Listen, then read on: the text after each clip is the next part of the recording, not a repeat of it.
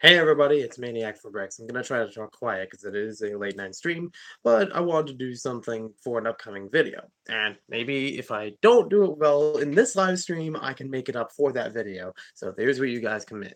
I'm going to try to name almost every sig fig I have. And I say almost because I may be missing one or two. I apologize if we've done a sig fig trade and just missed this video. But if I do find it, I will be sure to include it later on. Ludicrous Lego Master Builder and Minifigure Collector right on board. Mm. And also, I'm gonna keep count of them. AWM Lego Films as well. I'm also gonna keep count of them. Actually, figure out how many I have. I lost track after 100. I don't know if there's more than that, and I did not include my sig fig in here. Any version of my sig fig in here, not included. This is all based on the Lego community. If yours doesn't appear here, let's try to make that happen. So, without further ado, let's go right into it. I'll try to stop at any point where I feel like I don't know what that is. But otherwise, I'm just going to go straight through them and count it off on my calculator. So, as in the thumbnail, just too good. Yes, I did buy him without the antennas. Master Builder, shoot me a message. I will see what your sig fig parts are and see if I have them available. Yes, I did buy him without the antennas. He was a bit cheaper that way, to be honest, because there's already like a $15 fig without antennas, and it's like 20, 25 when I picked him up. So yeah, I should probably get them at some point, but they are also expensive on their own. I don't know. Maybe I should just get one that has the antennas with him. Maybe that'd be cheaper. But but I digress. Also, I apologize if I keep sneezing. It is allergy season for me. So don't scare. Sorry. All right, let's see if we can keep going on. I'm sorry, I missed something here. Wish I would have made copies for my sig fig for Philly. There's going to be plenty other opportunities. I'm sure we'll be able to work it out. Yeah. It is something that's very difficult for a lot of people now because it's like they want to have a sig fig, but they also want to trade it and have it available for other people. But there's a cost to it. I mean, with mine, I still find it hard to find my torsos every so often, especially in bulk. I'm surprised that some Chinese knockoff company hasn't made a Twitch minifig. I think it's because it's like, pardon my French, an underrated Toy Story character. Like, it's easy for them to make a Woody or Buzz one because they're main characters and they're popular, and that's how it goes. But I don't expect them to make every single fig. Mini Brick Productions, nice to see you here. Lego Man. I have had a GF. I don't currently do. I just leave it at that. But yeah, nice to see you, Maniac. Oh, also, thank you. Spider Josh Motion, nice to see you here. All right, let's see if I can keep going without sneezing on every single figure here. I'm trying to cover my nose so I don't, yeah, have that to worry about. It's weird. It's like right after Philly, all of my allergy symptoms started kicking in. Not just sneezing, some coughing, and some, not wheezing. That's a different Pokemon. Some, Canadian Brickyard. Hello, hello. What's the other one? Oh, the eyes irritating. Like scratch. Not scratch like oh, but like that's gonna be PG. um More like just like rubbing eyes sort of thing. Like they get irritated by pollen and then I rub my eyes to try to get the pollen out, but it's already on my hands, so I'm just putting it back in there. I know it's like I should know this, but it's an instinct just reaction sort of thing, you know. Eventually, I'll figure it out. At least your allergies didn't kick in in Philly. Yeah, I'm glad it didn't kick in Philly because that would have been terrible. I may accidentally sneeze and dab at the same time. If it happens, I don't plan it. All right, next one. Hashtag Canadian. Let's go say Canadian Brickyard. Hashtag Carter Baldwin. Like it is part of his username to say the hashtag part. Like he doesn't have a user account. If you don't know him, he does work with Brickfest Live and has previously worked with Bricks on the Dollar. He does a lot of really cool custom stuff with Lego pieces and almost illegal building techniques, but still enough to make it interesting.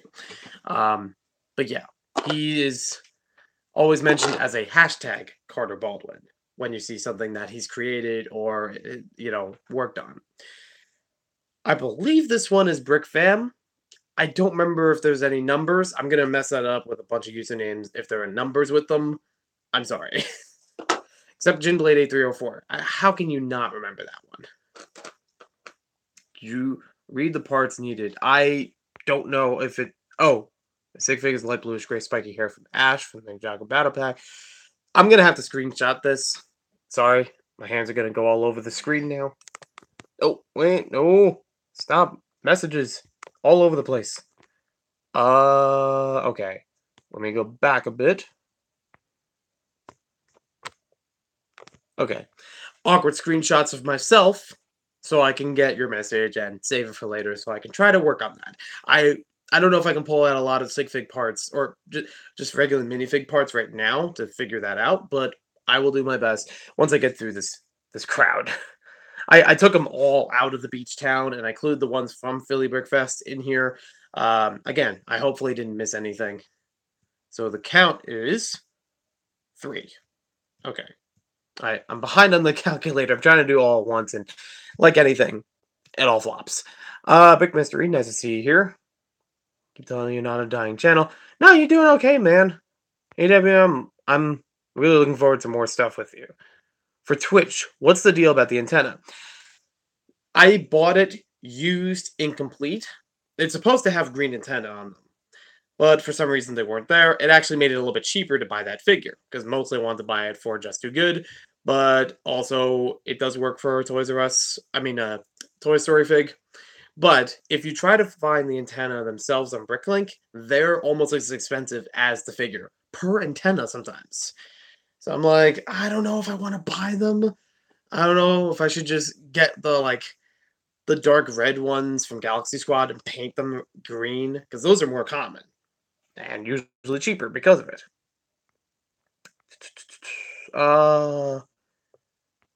My SIG is completely shown in my Endoraptor video. Alright, yeah. I didn't watch that one yet, but I will take a look at it. So if it helps like more visually, I will take a look. Need the pieces for my SIG fig. Okay. Why are they missing? I don't know. I just bought it from a reseller. They were missing. I didn't really question them about that. And it was like a while ago. Like it's a few years ago that I bought it. So I don't know. It just happened. They are kind of small and fragile pieces. Not that they would break on themselves, but like they are hard to keep attached. So like think of like a friend's mini peg sort of connection where it's like really small. It's kind of like that, but almost smaller than that. So it's easy for them to fall off.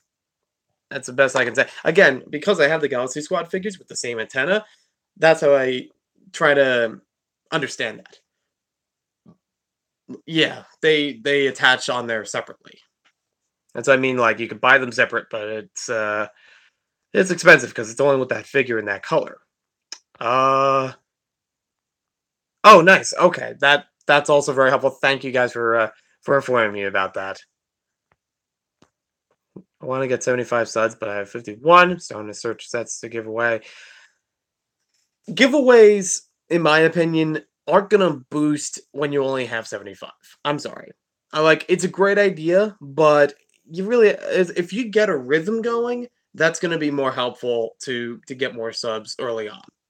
And me speaking from having sort of a rhythm to not having a rhythm to kind of sort of having a rhythm again, I don't know. Also, I've heard from Brickset and BFab, it's probably better to do it as a contest than a giveaway, because giveaways, you don't know who you're going to get. Like, there could be people that don't actually follow your channel and only subscribe so they can do the giveaway. I hate to say it. Everybody does it, myself included. And Frank the Second, or Frank 17 the Second. Sorry, Kevin. Nice to see you here. Wait, why does it cost so much? Because it's only in one set for them being in green. It's with a licensed figure, which makes it, more valuable. I was gonna say something else, but I forgot what the word was, and then I was like, well, I don't know. Yeah, pretty much as that. Sal, nice to see you here. Big Motion Studios. I have not seen Avengers yet. I will see it tomorrow. I have already been trying to work on the plans as far as the theater and timing, but I will be seeing it tomorrow. That is the plan. Yeah, it's okay, Kevin. This is kind of like a behind the scenes sort of thing for an upcoming video where I had an idea of trying to go through every SIGFIG or almost every SIGFIG that I own and trying to name them off, as well as keeping account of them, because I haven't done that for a while. But yeah, stay tuned for another video where I go through that. So, have a good night. All right, let's get the show on the road. Agents of Mach. If you want more specific, Troy and Alicia. Agent Brickette, if you may. Oh, I'm just kind of picking from the pile here, not specific orders or anything like that. Just seeing something and I'm like, there we go. Oh, and thank you for the like. Yeah, like, comment, subscribe. I I don't really I don't really believe in that because it's like you know those buttons, you know how to do them. You can unsubscribe. I don't have to tell you to. We got a fall man. Wait, does Agents of Mod count as one sig fig or two? I'm gonna count as two. So we are up to 6. Yes, okay, I do have the count right. We got Port City Bricks. I feel like Bricksmith. I know he's done this a few times. We got Bricking It Up. Should just do impressions of everyone like as I go through the sig figs. Again, it's late at night, so I can't really do it the best impression. Because I might have to go full volume if I were to do that. Hello, YouTube. Down on the bricks here. That is terrible. I'm glad he's not watching. Or at least I know. I don't know. I might be wrong about that one. I'm going to put it aside for now. There's a few that I'm like, I messed this up before, I think. So I don't know if that's going to work. It's raining at your house. I think you said in your house. I'm like, get a roof. Not a room. Get a roof if it's raining in your house. But Sir Brick's a lot. Nice to join. We got Bricks on the Dollar, aka Clutch. And some of these are actually not only from YouTube, but also from Instagram. So if you don't recognize it from the YouTube community, it's probably from Instagram as well. The Short News. Great guy. Always fun to talk with him. We got Gold Brick Productions. Also cool. He helped with a couple Brick Theory videos.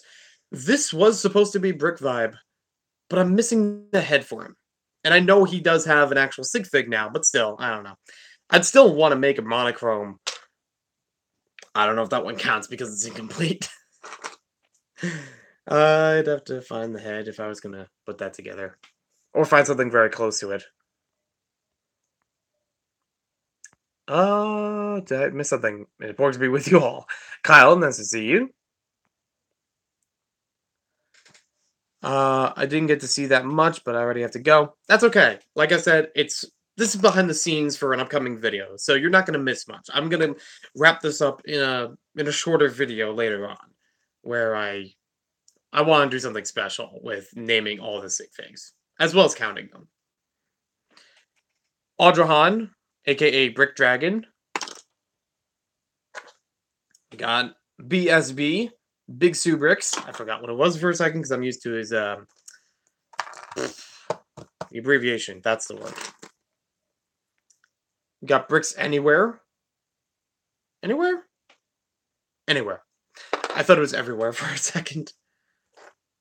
Got Brick Lover 18, some of his custom tiles. I think this one's Bricks in the Tank, but I could be wrong. Let me know for a second if that was Bricks in the Tank. I think I met him at Philly either last year or the year before, and I remember trading sig figs and getting that one from him. Random access memory.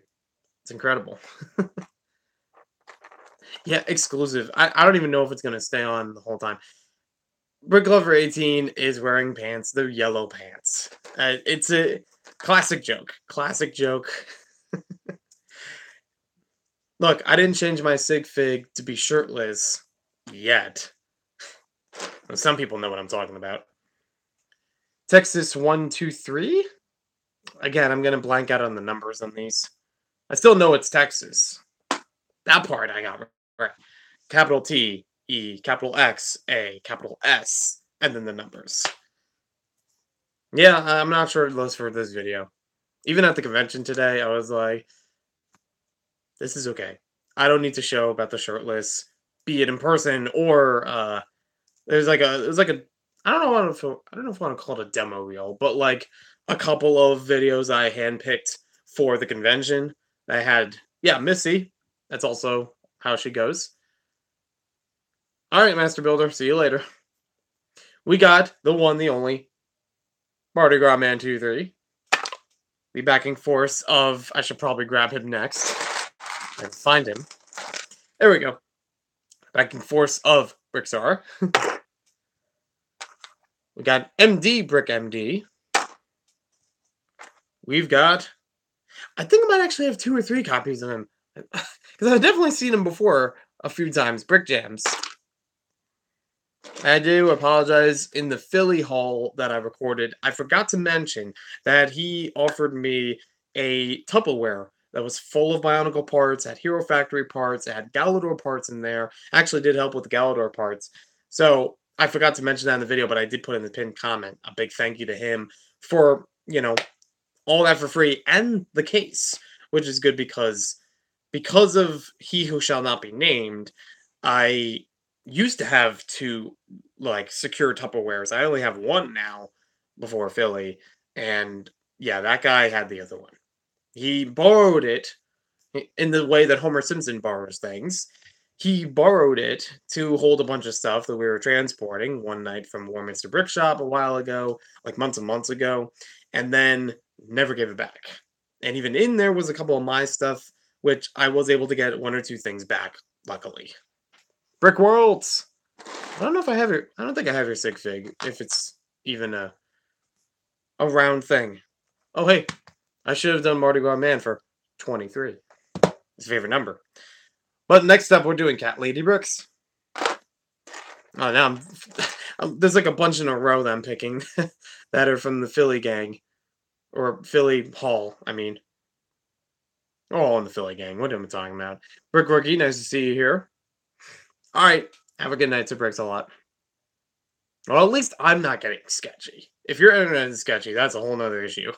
I'm glad I'm not contributing to that. We got Kellen 39. Well, this one, I think I'll have to bring the dog with her. There are a couple of them that have the dog with her. And I think I probably have it around here, but I don't know why it wasn't in the pile before. But I think Texas 132 had a Sig dog or something. Might be her, maybe someone else as well. Can't remember exactly. I know 1 or 2 other people had a dog figure to go with their SIGFIGS. But we got Mary. For safety reasons, I don't know if I should mention her last name. And of course, since we have Brick Rookie here, this is actually the only copy of that. I think it was General Cryptor from Ninjago. I was like, I had to get this figure, and I had like through the dragon set or whatever, and I had to make it Brick Rookie. Like, I'm okay with that. We have this one's a pairing because I found one, and I'm like, oh, they go together with another one. We have Rubric. I'm gonna count that as 2. There are a couple of these that may or may not be in the Lego YouTube community anymore, but I still keep Mystic Figs because they're still a part of it, in my opinion. Like, they had some contributions. Like Brick Designs. Might not remember her, but she was also an Aussie Lego fan, and a great one with that. Oh, CAWM.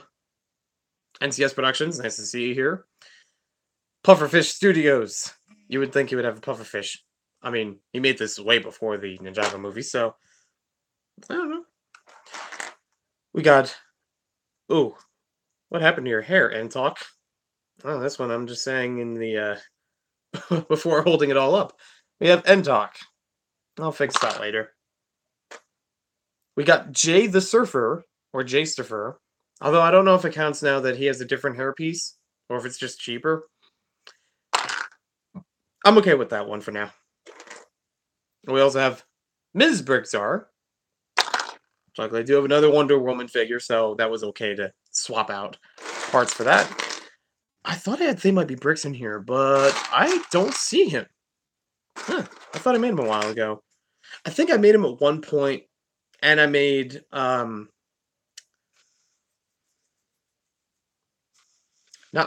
not bricks are red. What's the name? Zaravna, that's the one. Brickstar's daughter.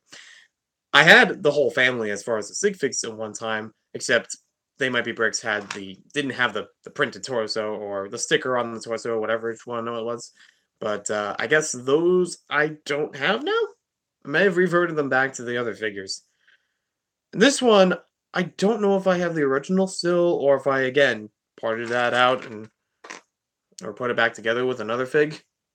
You know, it's Jang Bricks. It may have brown hair. I don't remember if it's brown or black. Although we're pretty much in line with Troy, if it's that case. We have Dave Frost, or Mr. D Frost 2. Now this one, I'm going to be impressed if anybody remembers, but I'm sure there might be a few in here that remember. The Polybag Collector. It was a while ago. I'm going to bed and you need to lower your voice. Alright. You're loud. I'm already trying to lower my voice. I'm going to lower. It's like, ooh. Let me do a Gregorian chant for my voice lowering. Ooh. Jay's fig is actually pretty simple as long as you have the spiked hair. The rest of it, easy parts. Official Directive Attack Backlog. Yep, nice to see you here. I know that it's 11:29. Like I said, it's a late stream. Do I have DT? Actually, I think I do. I will have to find him. Oh, you were saying Midas over bricks a lot. Oh, okay. I thought I got confused there because I heard other people saying buy AWM and yeah, I got confused. Sorry. Fantastic bricks. His wife might have a SIGFIG, but I don't think I have it. Or I could be confused. There are a few of them that might be pairs that I forget one for no like personal reason or anything like that. We got TF bricks, which I actually made it all by myself, and then at some point I did a trade with TF, and he sent me along the sticker for his torso. Do I have a blue beetle? I don't. Sorry. I should probably pick that up for Brick Worlds. Well, this one, if you thought Brick Lover 18 was the only one without pants. Some of you might remember this one from Instagram. He pops up every so often. Bent Bricks. Usually does a lot of comic book stuff like, well, I probably should mention him here while I'm at it. As long as I can find him. I think it's The Courteous, or something close to The Courteous. Or up to 40. Oh, this is going to bug me. I want to say AB Bricks. I could be wrong about that one. I'm going to leave it on the maybe pile for right now, because I'm not sure. You guys will probably tell me more than I'll figure out. Unless I go back to my haul videos where we did a trade and I'll find it through there, but it's a lot of haul videos on the channel. Alright, NCS. Good to see you around. But yeah, Brick Worlds, I'll work on that, because you earned it.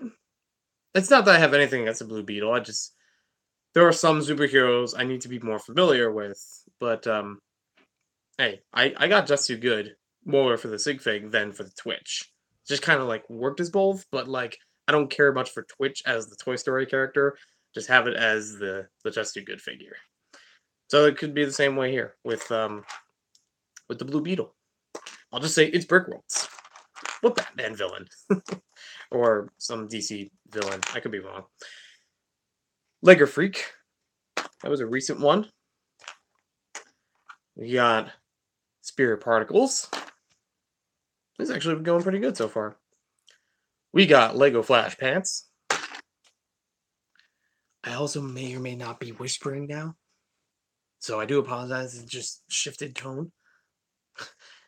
It's not the world's quietest SIGFIG naming, but I don't know. Maybe I'll change the title.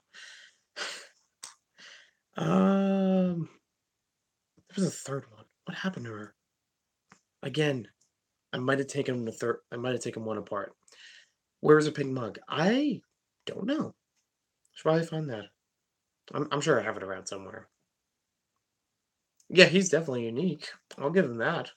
I just didn't know him as a superhero. Oh, by the way, while Canadian Brickyard is here, I shouldn't brush over the sig fig of what happened. Oh, there it is. It's right in front of me, and I was missing it. But there is Canadian Brickyard and Dexter. Does the pet count as a sig fig? Because I added it in here just in case. You're welcome. We got Ginblade 8304, one of 5 or 10 variants of him. The ones from Philly Brickfest, you might have heard that I cost $5. Oh, for the sig fig, yeah, no, we got it. You saw it. Took care of it.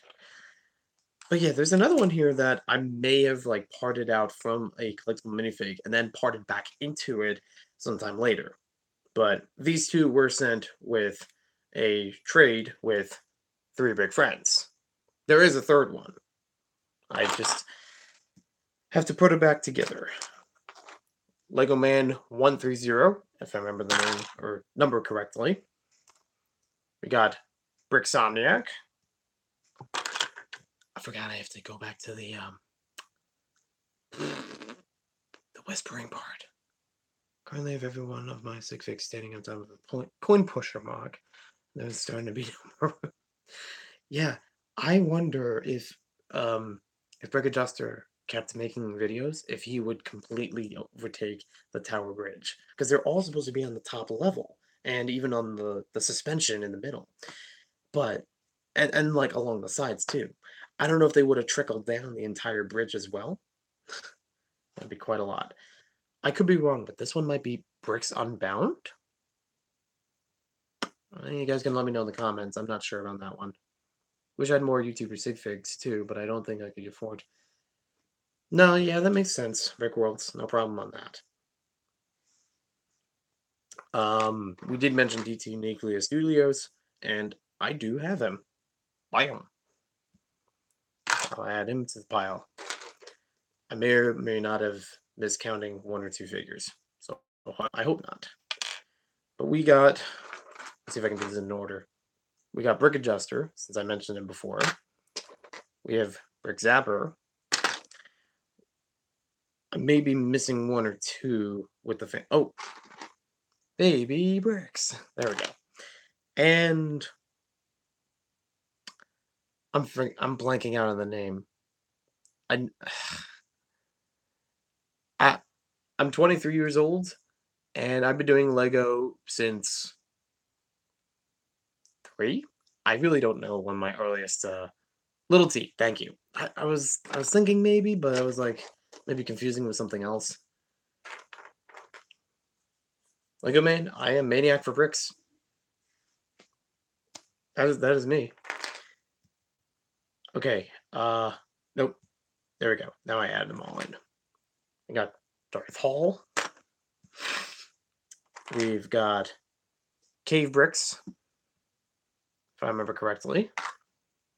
I believe this one is Extreme Bricks, but I, again, could be wrong. That's what this whole video is about. A live identifying. Yes, because I am.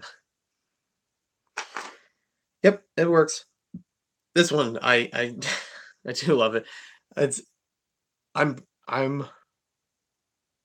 Rick James Bricks. It's just a fun name, and he's a fun guy. I've talked to him a few times over Instagram. Let's see. We got TMX Brick Notes. I do have a bonsai somewhere. It's probably with the Panda Suit guy. I don't have a modern brick though. I don't have a lot of SIGFIG parts or SIG doll, the Friends dolls pieces to make modern brick right now. Is the back just your channel links? Yeah. So I did a whole video about this when I got the shirt in the mail, like, first time trying it on and seeing what it looks like. But yeah, so there it is. And there's the back.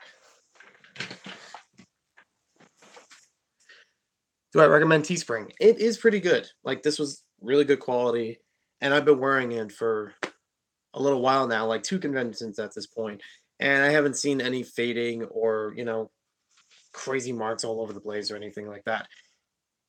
I know that Hoosier is missing here. I don't know why he's missing. I'm just looking at who's. Oh wait, he's here. He was just tilted over. I couldn't tell.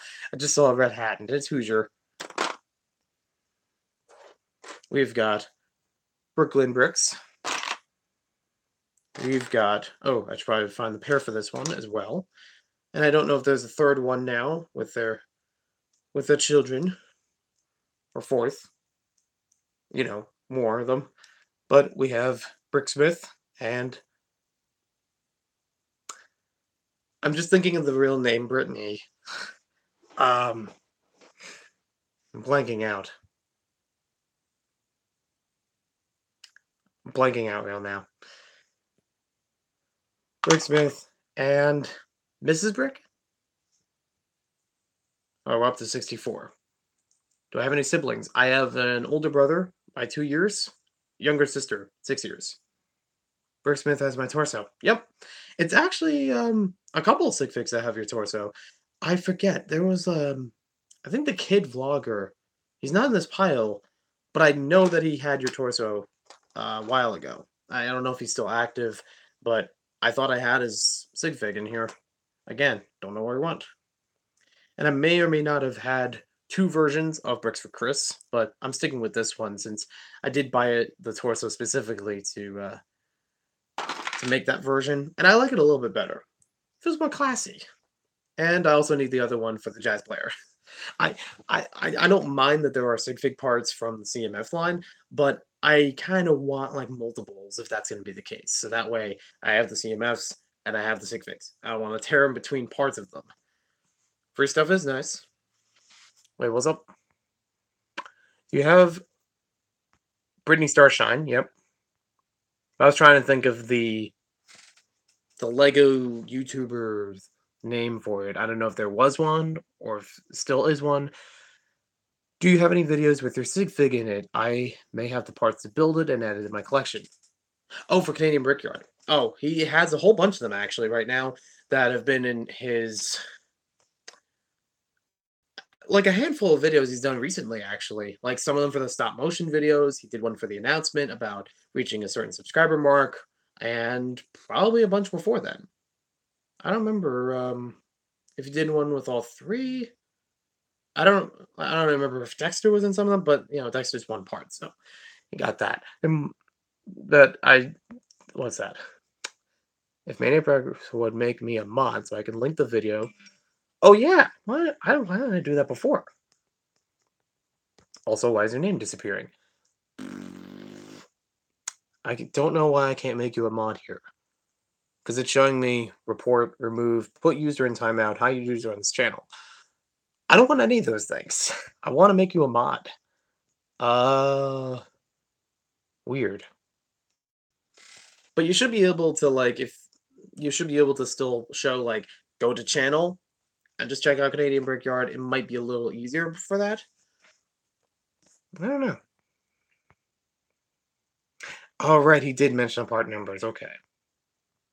You have a lot of retired stuff. What's your monthly budget for sets? How much do you usually spend? It varies. Budget really isn't a word in my dictionary. I mean, I try to make it one, but it's hard to actually call it a budget. But it varies pretty much. Like with the Bazaar Lego, it's been a little bit higher because it's more rare items and a little bit more to get them sometimes imported from other countries or something like that. But usually, I don't think it would be that level. That's on the high end of it because I'm trying to get it all for one book and then use the book as a way of justifying all those purchases. And then some, hopefully. I thought I had the parts to make the black studio bricks for Chris, but I was missing the most important part. How can you be missing the face? The face is in a lot of places. I was super upset when I found out I didn't have the head. Hmm. Well, there aren't a shortage of city sets that'll find the head in there. You can only make people on the computer. Oh yeah, because I'm on the app, so that makes sense. Videos called special announcement or minifigures. There we go. How am I streaming? I'm using the YouTube app. Quick and easy. You seem to answer chat questions right away, unlike Google Hangouts. Yeah, Hangouts usually does have a delay, even inside of. Mm, excuse me. I went from hiccups to burping in this stream.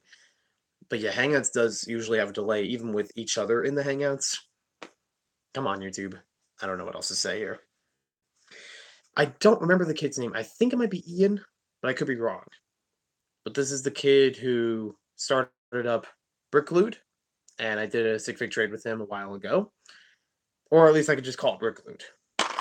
I'm going to count that. 66. Hmm. Now I thought I had 100, but I'm looking at the rest of the pile, and I'm like, that's not 30 more figs. 34 more figs. That I did have, at least at one point, a girl and her bricks, but I don't know how. I don't know how I don't have her now, and I still have a guy and his bricks. At least remembered it. That's the thing. Some of these people may have not been around for a while, but I still remember them. I think it's still important. Whether or not they do come back around, or just to, know that they had an impact with the community and had something to share. Sentimental time. Yep, Brickworlds. I'll talk to you later. I actually do want to talk to you later about Brickworld Chicago, but we'll talk a little. We'll figure that out later. I literally found out I just said that it's minifigures player one. Yep. Oh, sweet. Yeah, don't worry. I'm not gonna puke. Do I travel? Um, Around the state? Yeah. Across the country? No. Tri-state area, pretty much. By car. Um, check YouTube messages. Since you're building my SIGFIG. Yes, definitely check those messages. It's like if you're on the computer, you go up to the top right corner and you pull down my channel. And then it has like a bunch of tabs on the side that'll say about like community, streaming, videos, and other things like that. Analytics might be in there. Look for the one that says community. In there, it should say messages. That's how you open your YouTube messages. And then you're supposed to fly to the Bermuda Triangle because, yeah, it's like if you can find those, good on you. YouTube does not make it easy to find messages. Or sometimes they go through email. I don't know why, but might happen. But yeah, go right ahead and check it out. Now, it's okay, Brick Rookie. This one I should probably bring all three of them up. If I can find the third one. Oh, here it is. How can I not find the third one? It's pretty obvious. Big D, Little A, and Big B bricks. Really like, woof, it just went in your face. We're at 70. Unless I forgot to count a bunch. It's at least 70. Let's put it that way. These guys, I would love to see them back again. I see them every once in a while through Instagram, but it would still be good. Oh, sweet. Okay, good. I'm glad he mentioned that to you because he mentioned it to me, and it's like, are we in a triangle? Did we figure this out? But yeah, we'll talk later about that. Right, special announcement for okay. Building with Data and Riley. Would love to see them back, or at least hear from them again and see something creative. Because if you haven't seen their channel already, I highly recommend it. They haven't done things for a while, almost a year now, but they've had outstanding mocks and outstanding personality to go with it. And I'm not going to say that they're a copycat of Brickatect or Brickatect copied them or anything. The whole father-child playing with Lego or parent-child playing with Lego, make it more general. The whole parent-child playing with Lego thing is going to happen forever. It's not anyone's sole idea, and everybody has a different way of doing it. And I like the way that I've seen it with Building with Data and Riley, Brickitect, all bunches of people. I do not have Brickitect and Clark as SIGFIGs though, because I sent it to them, because apparently that's how it works. I don't have the Brickitect logo or UCS or anything beyond that. Although it'd be really cool if I made a Duplo one. But I would have to get black Duplo pieces, if they even exist. I don't know. But that's one I haven't seen yet, and I'm up for it. As long as I know where to find them. Because I don't have a lot of Duplo around. Oh, there you go. Which states have I been to? Countries, just here. I haven't traveled out of the country. I've been to Florida, Ohio, Connecticut, Virginia, anything between New Jersey and Virginia because it's traveling through them. Maryland, Delaware. Oh, I said Ohio. Pfft, trying to think if there's anything beyond that. Pennsylvania, definitely. Pennsylvania. New York. Was there earlier today. I've been there many times. Um, not sure beyond that.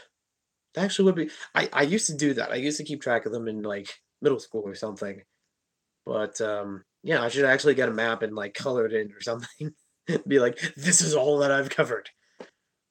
Although I don't know if the in between New Jersey and Virginia counts if I've traveled through them because I didn't go to them, stay there for something, and then leave or something. Except for Maryland and Delaware because those I did go there for certain stuff. So there's that. That might be it. I haven't really go further west. I've been offered, but didn't know if that was actually going to happen. Our Silly Bricks, I believe her name was. She was great. She had a lot of good photography and wanted to get into stop motion. I'm surprised it didn't turn out. Should go to Europe. It's very interesting. I would love to. It's a time and money thing. That's basically it. It should save money to travel. It'd be cool for YouTube and for yourself. No, yeah, I would definitely YouTube it if I did that.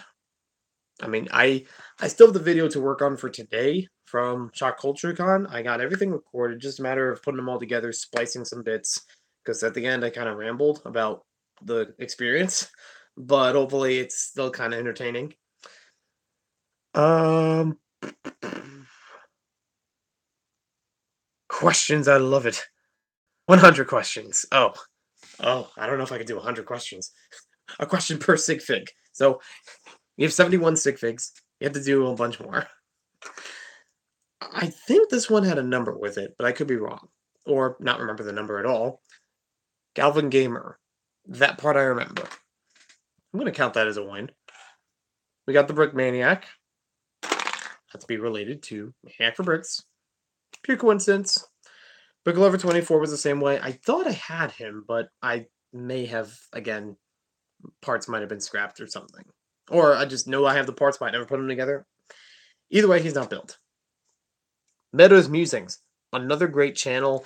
They have done not only Lego stuff, but also a lot of technology-based stuff, especially with iPhones and other like tablets and devices. Really good stuff there. And even though, again, they haven't been around for a while to make YouTube videos for Lego or otherwise, they do still post here and there about Lego through Instagram. And again, really nice people. And again, a father-son channel, but it's not forced. It's very casual. I think you should go on a Lego buying diet for a few months. Yeah, I'm gonna wind up like bricks are. I'm gonna say that, and I'm gonna go buy Lego like the next week. That's not a dig of bricks are. I that would be hard for me to push. Lego diet for a few months and go buy yourself a plane ticket. Trust me, it'll be worth it. No, I'm sure it's worth it, and I think it would be a great experience in my life. But I need to have an income for me to save money. You know what I mean? Like, money has to come in so I can use that money for something else. I could save money from what I have, but it's already kind of being saved already, so eh.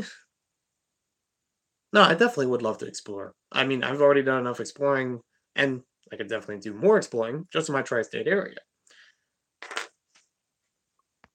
I remember Mary's musings. No, it's okay. You got the idea. Frank17, second behind the scenes. It's back. The questions are unique. Most viewers I don't see being as active with their questions as you are. Yeah, they're definitely cool questions because it's not like, what's your favorite Lego set? What's your favorite Lego minifigure? What's your favorite Lego theme? What's your favorite Lego gear? I get those all the time, and I would love to make an FAQ video about it. I just have to work on the writing for it just to get the right answers to fill in, and then I would record the video. And hopefully I'd get it soon. But but yeah, these are good questions because it's like, who are you as a person? And what are your experiences? And that's really good because that's what happens when you have anything on any social media, any if you're going to express yourself, people want to know you. People want to know what have you done? It's getting really philosophical. Just call it a late night radio show at this point, especially with the low bassy voice, and it actually is late at night, like almost midnight, and getting all these kinds of questions and things. I don't know, this is kind of fun. I just wish I could do this more often, where I'm not going to be extremely tired in the morning. I bet if you made a travel stream or GoFundMe, you could raise some money to travel. Probably. I don't know. I'm not buying a Lego roller coaster. Again, not a dig at Bricketect, but I don't know how likely people are for funding um for me with this sort of thing. And like I said, there's also a time factor to this because it's like I'm trying to keep myself open so I could try to find new work and stay local and do things around here that might need doing. I mean, spring cleaning is definitely a thing I would need to actually do this year. And still, like, even though I can walk around this room, it still needs a lot of work. Bricks and plates? No, bricks and pieces. Sorry. Brick Smith? We're doing a Brick Smith live stream. I'm gonna make a very bad impression of him. Alright, that's where he leaves. I already kicked him out of this. I didn't actually kick him out of the stream, but it's like, now I gave him a reason to leave. But yeah, I'm just naming SIGFIGS so I can build it up for another video and also count. Because I'm at 73 right now. I keep holding no more bricks in my hand, and there's no more bricks. Oh, forgot this one from Instagram. Fishing bricks. We got good old Brick Stackers. Been a while since I've heard from him, but hopefully everything's going well. This one I do have 2 SIGFIGs of, but I don't know why the other one went missing. Kevin F. The original minifig. Part of the title. Thank you. Oh, wait. Welcome. Thank you. There we go. That makes more sense. That's the Bricksmith I know. Like, if Brickatech can make $400 in a few days for a Lego set, people will probably support you for something like traveling. I don't know. I've also I've tried to think about that aspect when it comes to traveling for Brick World Chicago or Brick Fair Virginia. Not that I can't do Brick Fair Virginia again, but it was a bit taxing for me the first time at just like staying awake, being able to drive for 6 hours straight, and almost no stops. Maybe once or twice for gas, but and not for long. But also with Philly, it's newer for me to get into like independent things like getting a hotel room because that's usually either somebody arranged that for me or to go along with me so that it's not like completely my decision, but it's also not completely my blunder. That's the way I think of it. It's like, but I don't know, because it's like I wouldn't mind pairing up again like I did Brick Fair Virginia last year, where we had 4 people. That was pretty good, and it definitely cut down costs for everyone per night. Only traveled to 4 states. I had no idea. Yeah, YouTube Messenger is one of the weird parts of YouTube that YouTube itself made. No, it's okay. It's like I forget where it is sometimes. I nailed it. Bricksmith, I did mention you earlier in the stream with Ms. Brick or Brittany. I don't know if she still goes by Ms. Brick. I don't know. but I still have her sig fig. I don't have I don't have any of the kids though. Probably do something about that. Either that or they're not sig figs. I don't know. Yeah, to work on that. I would love to go to the Lego house in Denmark. I would love to do the Lego inside tour. That that is a bucket list item to any Lego place in Denmark. If more than one, that's just like just gets better and better. Legoland is also a bucket list item. Any Legoland, any country.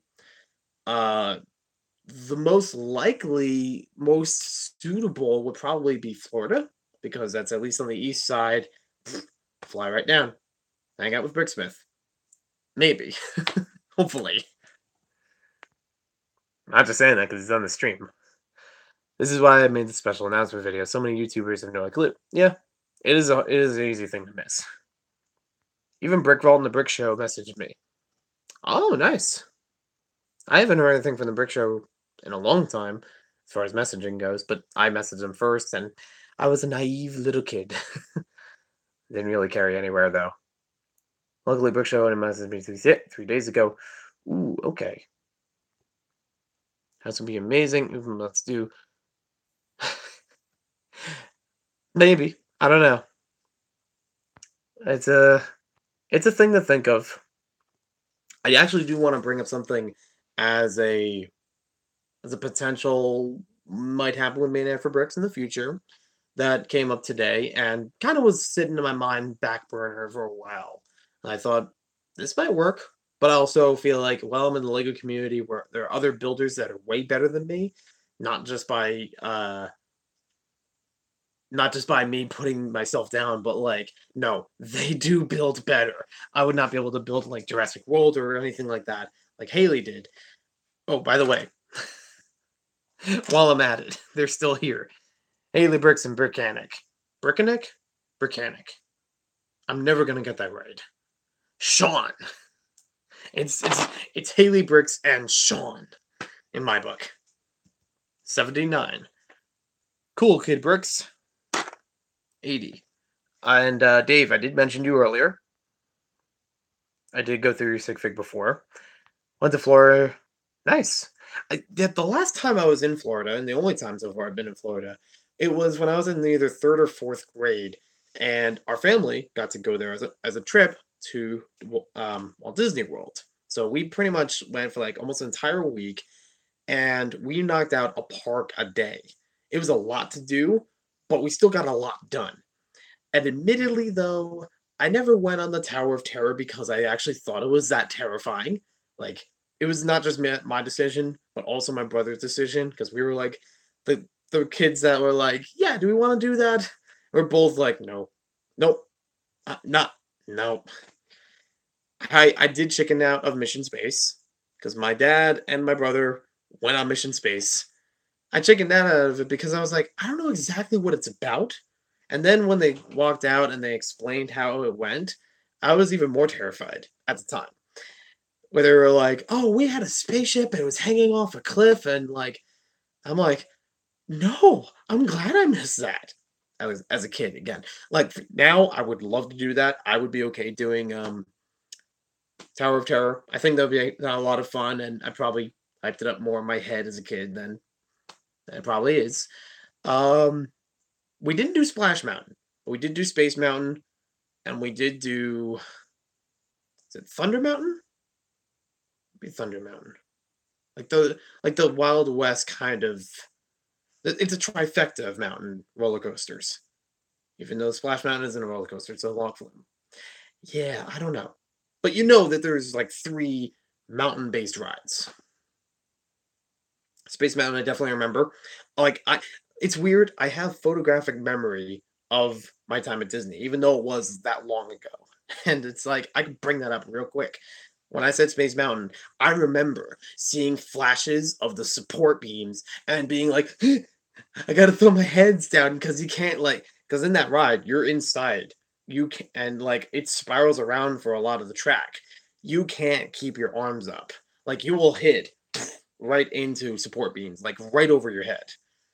So it's like you have to be really careful when it comes to a height limit. And I think they tell you that like as soon as you get on the ride.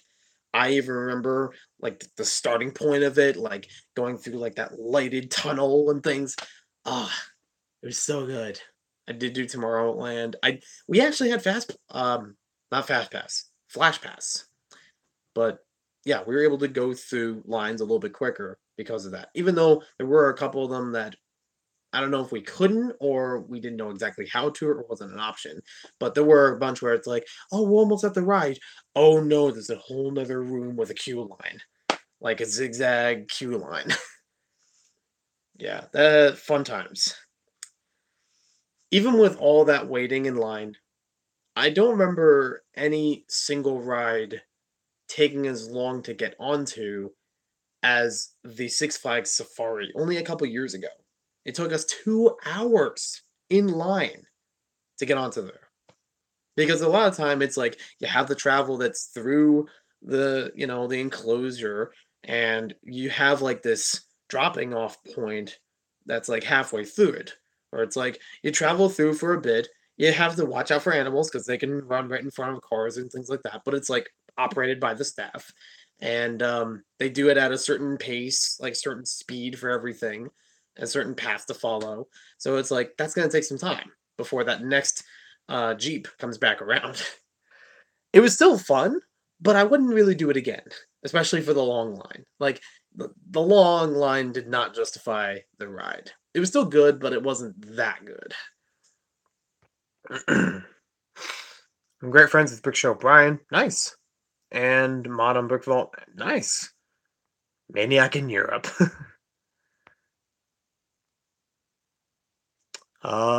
Maniac for road trips. I've thought about that. Brick Pasta, nice to see you here as well. I've actually thought about that. Like I've had a few clips here and there, whether I was passenger or something like that, like front seat passenger or back seat passenger, where I would just record clips of passing by on a bridge or just open landscape or something like that. That would be the kind of footage I would love to put in for like the intro and outro, or in betweens of a road trip video. That would be kind of cool. Maniac for Maniac for everything. Nice one. Maniac for Maniac. Yeah, probably. Imagine the Lego YouTuber community going on a plane trip together. I think it would be fun enough if we even do a Lego YouTuber road trip.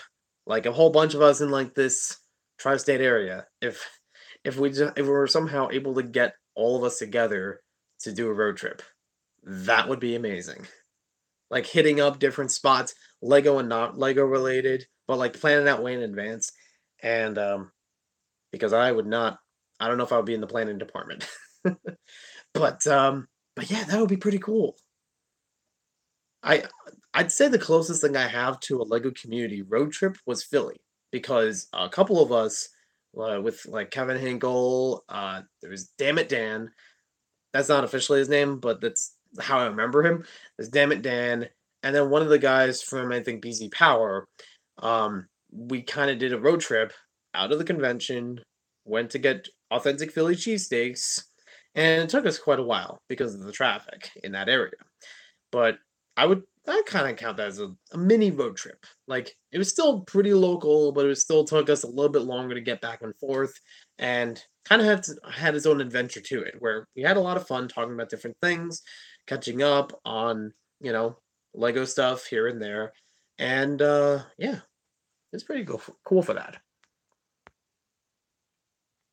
Phone's at 10%. Yeah, no problem. AWM.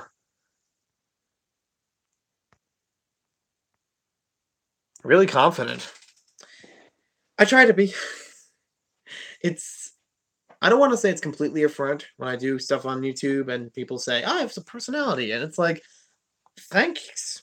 I don't know. I throw a lot of self doubt back at me. Not like a humbling thing, but like I don't think I'm as good as I may try to be.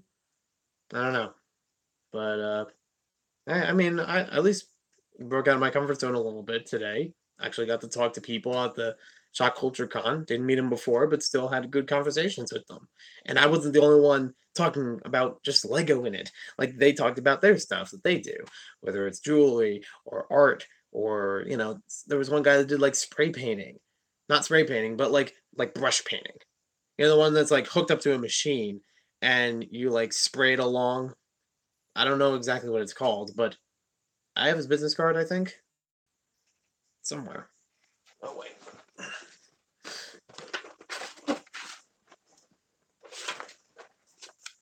Oh, there we go. AM Studios.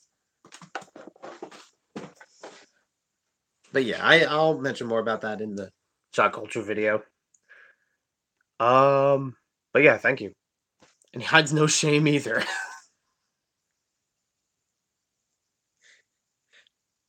I don't know if you want to call it shame. Some might call it shame. I could call it shame. Maniac for shameless. I'd be down to fly out and drive around. Yeah, that would be cool. I would like to visit Canada.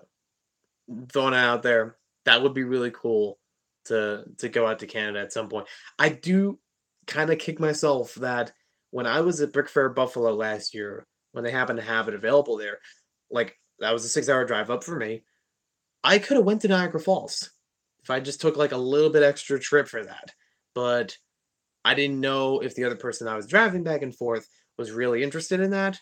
I know a couple people went to Niagara Falls, but yeah, I was like, I don't know if this is gonna work for both of us. So, oops. Yeah, I would definitely like to go there at some point. I the Italian restaurant in my town has a huge mural of Niagara Falls. Like takes up almost the back wall of the restaurant. That's how big it is. It really does capture a lot of like beauty with it. But it would be great to see it in person as well. Welcome to stand. Awesome, thank you. MVP Ant, how's it going? I missed something. Just curious, but do you have any Western films? I haven't actually seen any favorite. I haven't actually seen any Western films. Um, even your classic ones like The Good, the Bad, and the Ugly. I'd like to see them. It would be cool to marathon them, but even though I'm building a Western town for eventual mock video or eventual display video, I haven't done any Western movie research really. Just a couple of clips here and there on YouTube, but not enough for me to really know the film like culture to know how it was portrayed in film back in the day. Well, like the John Wayne stuff. Um, yeah, never seen a Western film. Some people actually consider Star Wars, at least the original Star Wars, a Western film. Even though it's in space, it has a lot of elements that a Western film would normally have, just a different environment. And not because there's sand in a desert. When do you think you'll do another Maniac for Outdoor Adventures episode? I don't remember when I did the first one. It's been a while, I guess. But I don't know. I guess it depends. I mean, I've definitely done like outdoor videos every so often. Like one or two flashback videos. I was in the park near me. But I don't know. What to think about that. Maybe I'll bring a Lego thing along with it. Make it more off-road. I don't have the off-roader anymore though, so that one's out of the question. I never really intended that, but yeah. Ooh, I'll bring the mountain climber. And I could, well, not like a high mountain, but still like something mountainous. That would be interesting. I just hope I don't beat it up too bad, because it's not the best condition already. Not broken, but it's like pretty dirty, dusty, and the sound is going on it. I have to figure out how to replace the battery. Lego community should start a travel fund, and you can do it yourself. Ah, it's kind of hard to say that the community should do a travel fund because the community's all over the place, which is good. Like I do like they are able to be all over the world and things, but it's a lot of travel money. That's pretty much you'd have to have everyone pay for themselves. Be hard to have a fund to pay for someone else when you still have to do it yourself or something. Um, I know a lot of people who have met their significant other while traveling. Maybe. Could happen. No, I definitely believe that. I'm not saying it's weird. It's possible. It's not that I haven't been looking. Maniac for romance. It's not that I haven't been looking. It's just like other endeavors. I've tried, and then I just gave up at a point. And it's like I'd still like to be open, but I do have this self doubt of like, hey, remember all those? Uh, here's my self doubt. Hi, everybody. Hey, remember all that other stuff that happened before? Yeah, might not work again. It might not. Maybe try something else. I don't know. You're too awkward. Don't do it. We've got to return to puppet theater, and it's my own hand. Well, hopefully, they actually do a real return of puppet theater. It's not Mrs. Maniac, but that would be funny, Mrs. Maniac. Don't worry, you have a cool person. I just have to show it. Mad about Lego. Forgot about that one. 81. Ooh, I might break 90. I thought I had 100. Again, there might be some that broke up over time. I know I've taken apart a couple, so. And I'm probably missing a couple that are in the stream. I do apologize. Wait.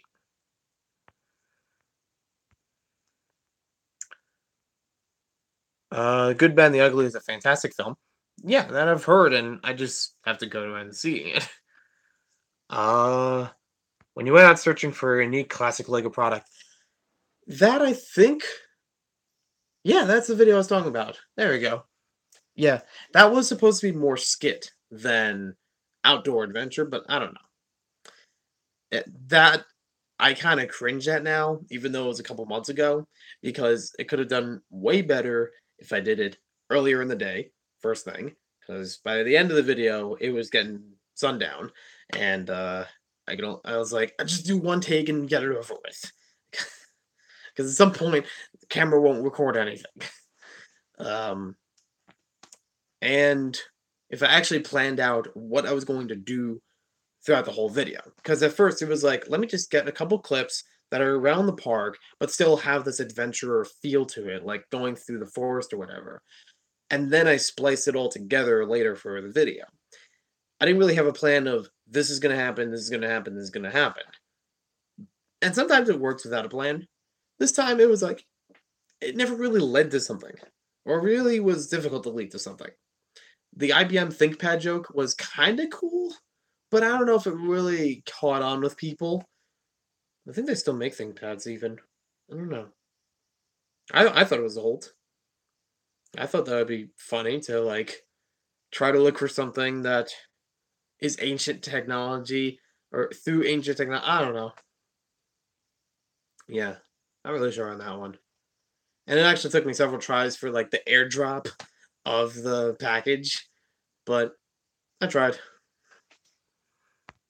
Um, what's your favorite food? Favorite food. Breakfast, waffles, hashtag Team Mrs. Brickitect. Hey, I didn't name them all yet, Bricks for Chris. I did mention yours a while ago, though. But yeah, the only one I have currently for you is the suited one.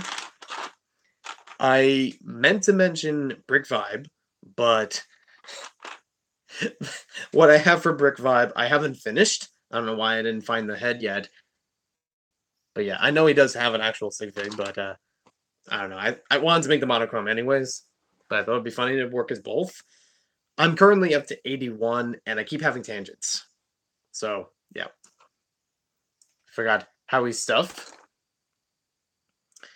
Oh, this one's actually missing his hair because I think I put it back with the original figure. But Taffy Whacker, he's from the UK. He's on Instagram and usually does a bunch of fun jokes, double entendres sometimes with Lego. But it's more about the text than the photo. Some of you know what I mean. We have Brick Revolution. I keep forgetting this one. I think it's Korean Tifal, but I could be wrong. How long is Bazaar Lego going to be? I'm looking minimum of 20 pages because some of them actually carry over from one page to the other. So it'll be like you open it up and it's like read through this for one topic or something like that. It's kind of hard to say that they're actually chapters because it's like some of them may just be a two-page spread. It's just like I don't know if I can carry it on and on and on, like a real chapter book, like a 10-page even on a chapter. It's kind of like when I say chapter, I just mean categories. Like it's one category about fast food Lego promotions or something like that. There's one category that's about playware or you know role play sort of things, or at least the ones that I've found. Do you have an editor, or are you doing it all yourself? I do have a publisher. They are helping me with reviewing the book. I don't really have like a proofreader to before I submit it to them. I'm just kind of doing it all myself. I share it a little bit with one or two other people to be like, "This is good." Like Lego information wise, this is good. Not necessarily proofreading it. That I've been trying to do. I've I've done it like maybe at least two or three drafts by now because of that proofreading, and that's why it hasn't been submitted yet.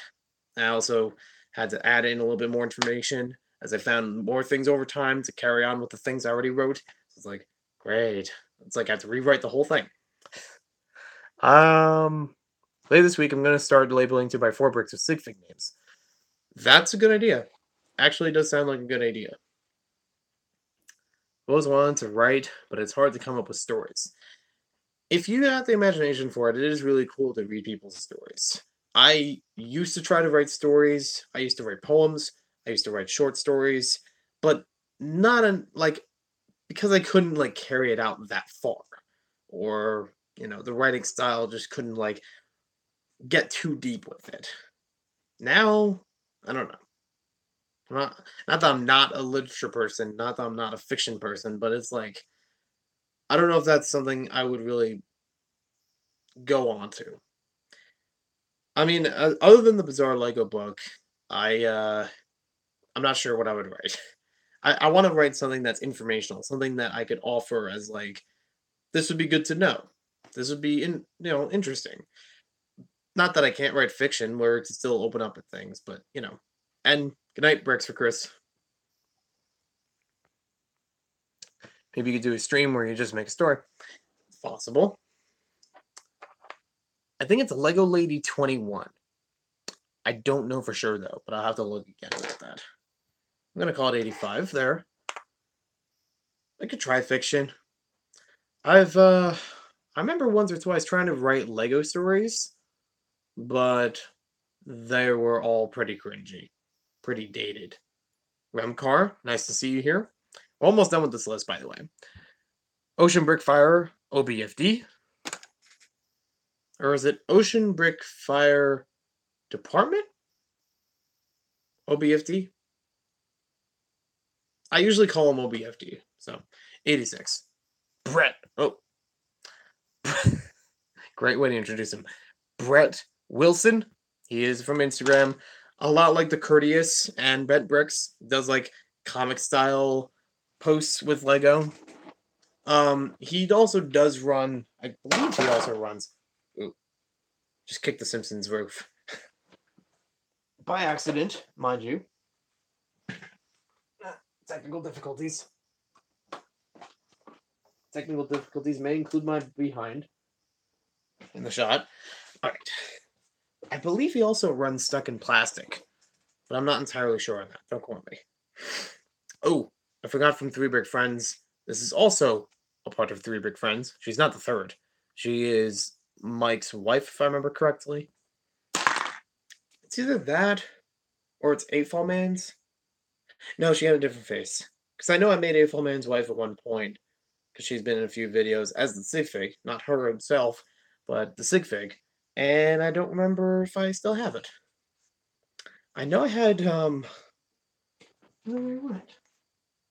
But I know at one point I had Stacks on Stacks on Stacks, as the YouTube channel was called that, but we all know him as the Mad Stacker. We also had Lady Stacker, his wife. I don't know what they are. I used to have my SIGFIGs all in a bag. And if that bag is still around, it might have some of the ones I'm missing. We have Northern Bricks, and I forgot to add the last 2 people or so. But it looks like we're about 90 because I have 2 left here with Mr. H, which I posted not too long ago on Instagram. I don't know how to pronounce his last name. I call him Mr. H. Most people call him Mr. H. That's Mr. H. The beard I added because I was like, oh yeah, I forgot I had that. Works great. And then we have Sick Brick Maniac. She, I think I did a SIGFIG trade with, and I got her dog somewhere with a SIGFIG trade. It's hers, maybe 1 or 2 others. It was like the German Shepherd, I think. Whatever the dog is called. I'm not good with dog breeds. It's like the typical Lego dog. The one that's like brown, reddish brown, sometimes like a medium dark flesh, little ears poking up, all fours, kind of Great Dane looking. That one, at least I remember what the dog is, but I could be wrong. Wait, who's awesome? Chief Warrior, nice to see you here. Are you saying you're awesome? I don't know. I don't know if that's.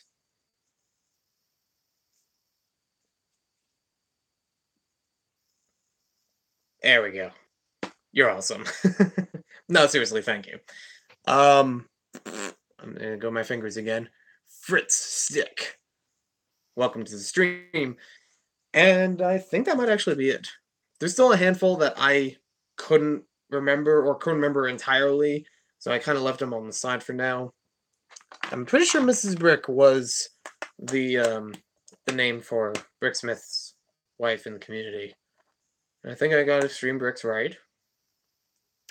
Galvin Gamer, I remember he had a number with his, but I don't remember what the number was. Lego Lady, I don't remember the number. Pretty sure it's Korean T-Fall. Pretty sure it's Bricks Unbound. I'm pretty sure it's AB Bricks. All right, let me go through because I don't know if I counted those with the numbers. If it was, then I have 95 or so. Let's do a quick search on YouTube and Instagram. See if I can find AB Bricks.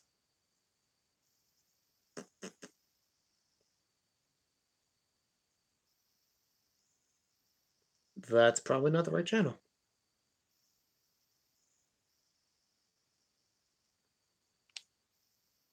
Apparently, I did a video with AB Bricks.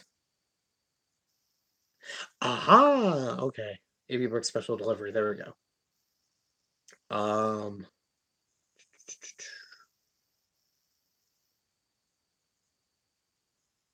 Ordered a lot of SIGFIG torsos then. Yep. Okay. I was right. AB Bricks is that one. Lego Lady 21? Might be. No, Lego Lady 21 is someone else.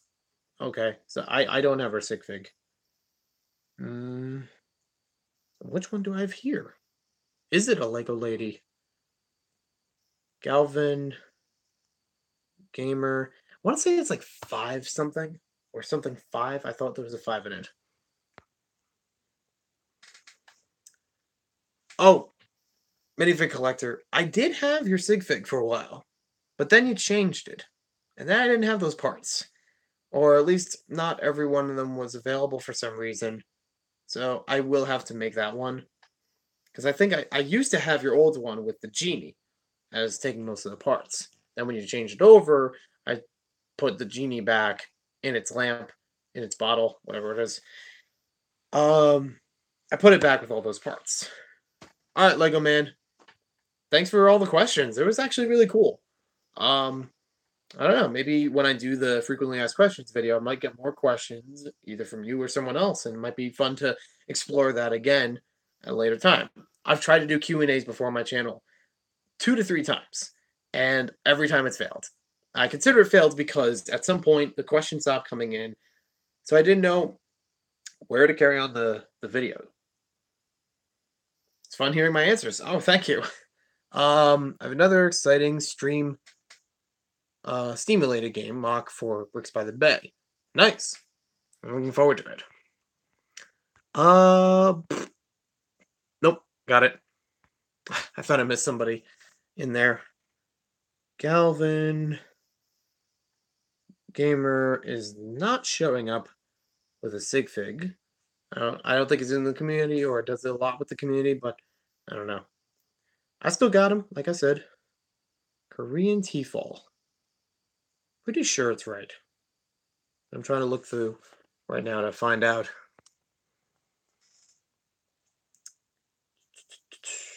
Yes. So this is dropped. This was Korean T-Fall. I also happen to find the same time Texas was Texas 132. I got it wrong. It was 100. I said 123. It was 132.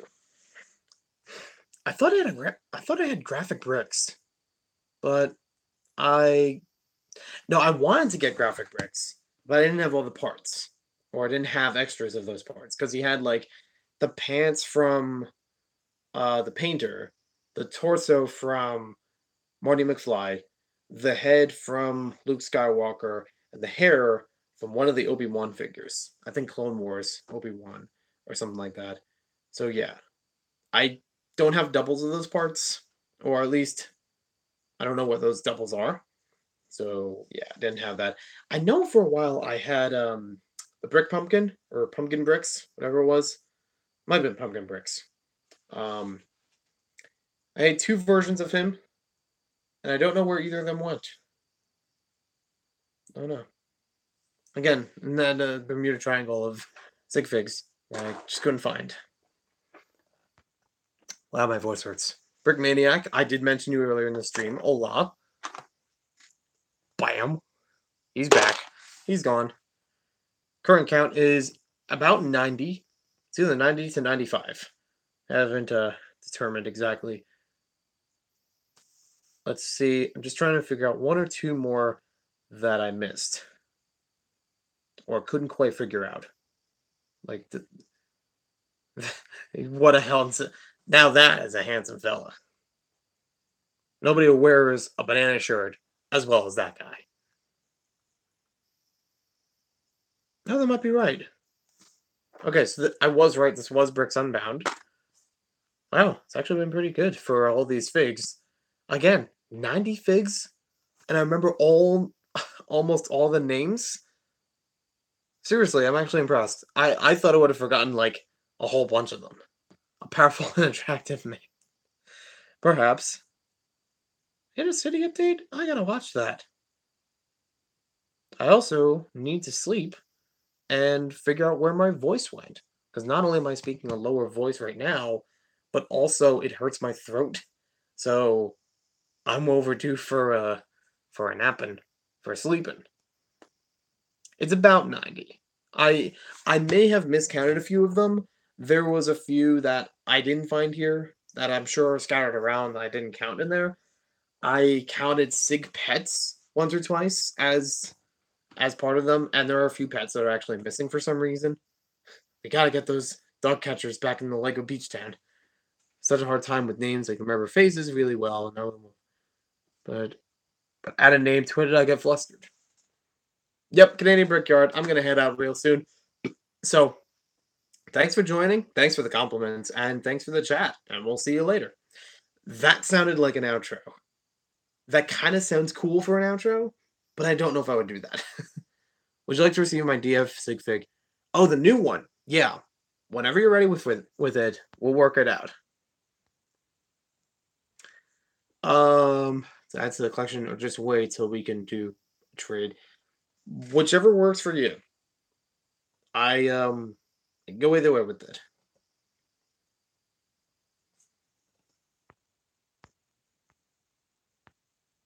Yeah, and thank you again to Canadian Brickyard for saying I did a good job. I'm like, cool. Didn't know I was gonna do that. A wonderful collection. Ooh, I wonder if I should put out that SpongeBob video earlier today. While I was at the convention, it's actually kind of boring because there was barely any convention attendees. I don't even know what the final count was, but I was like, if there was more than 10, I'm impressed. It was that bad. I'm sorry, it was that bad. And I think part of it is, dude, they weren't really like jazzing it up or advertising it that much. I didn't even know if there was signage outside of the building to say there's a convention here. Because when I parked, I didn't know where to go. I had to talk to a hotel employee to say, where do I find this convention? And then it's like, oh, it's in this room that had a whole bunch of people and like one table in front of it, but barely jazzed up. I think they need a lot of work. And believe me, it's a lot of work to put a convention together. I've helped with a bunch of conventions here and there, not as full-time work or anything, but still enough to be like, um, still enough to see like how it all goes together and how it gets taken apart. But usually Philly Breakfast. Um, BM. Oh, Brick Maniac. Yeah, basically, it didn't promote it enough, and it also there was a possibility that a problem with it was a rivaling convention that was in the same relative area was having a convention the same day. They even had news coverage, so like anyone that was local, it's like, hey, here's something you could do on your Sunday, sort of thing. That they run for filler as a news article. But hey, it's really good for conventions. I even talked about this with my lug, and it press really does help with it. Like people will watch the news and they will find even the filler articles like that, and they might be interested. Like, hey, basically free publicity. Where was I? Thought I missed something.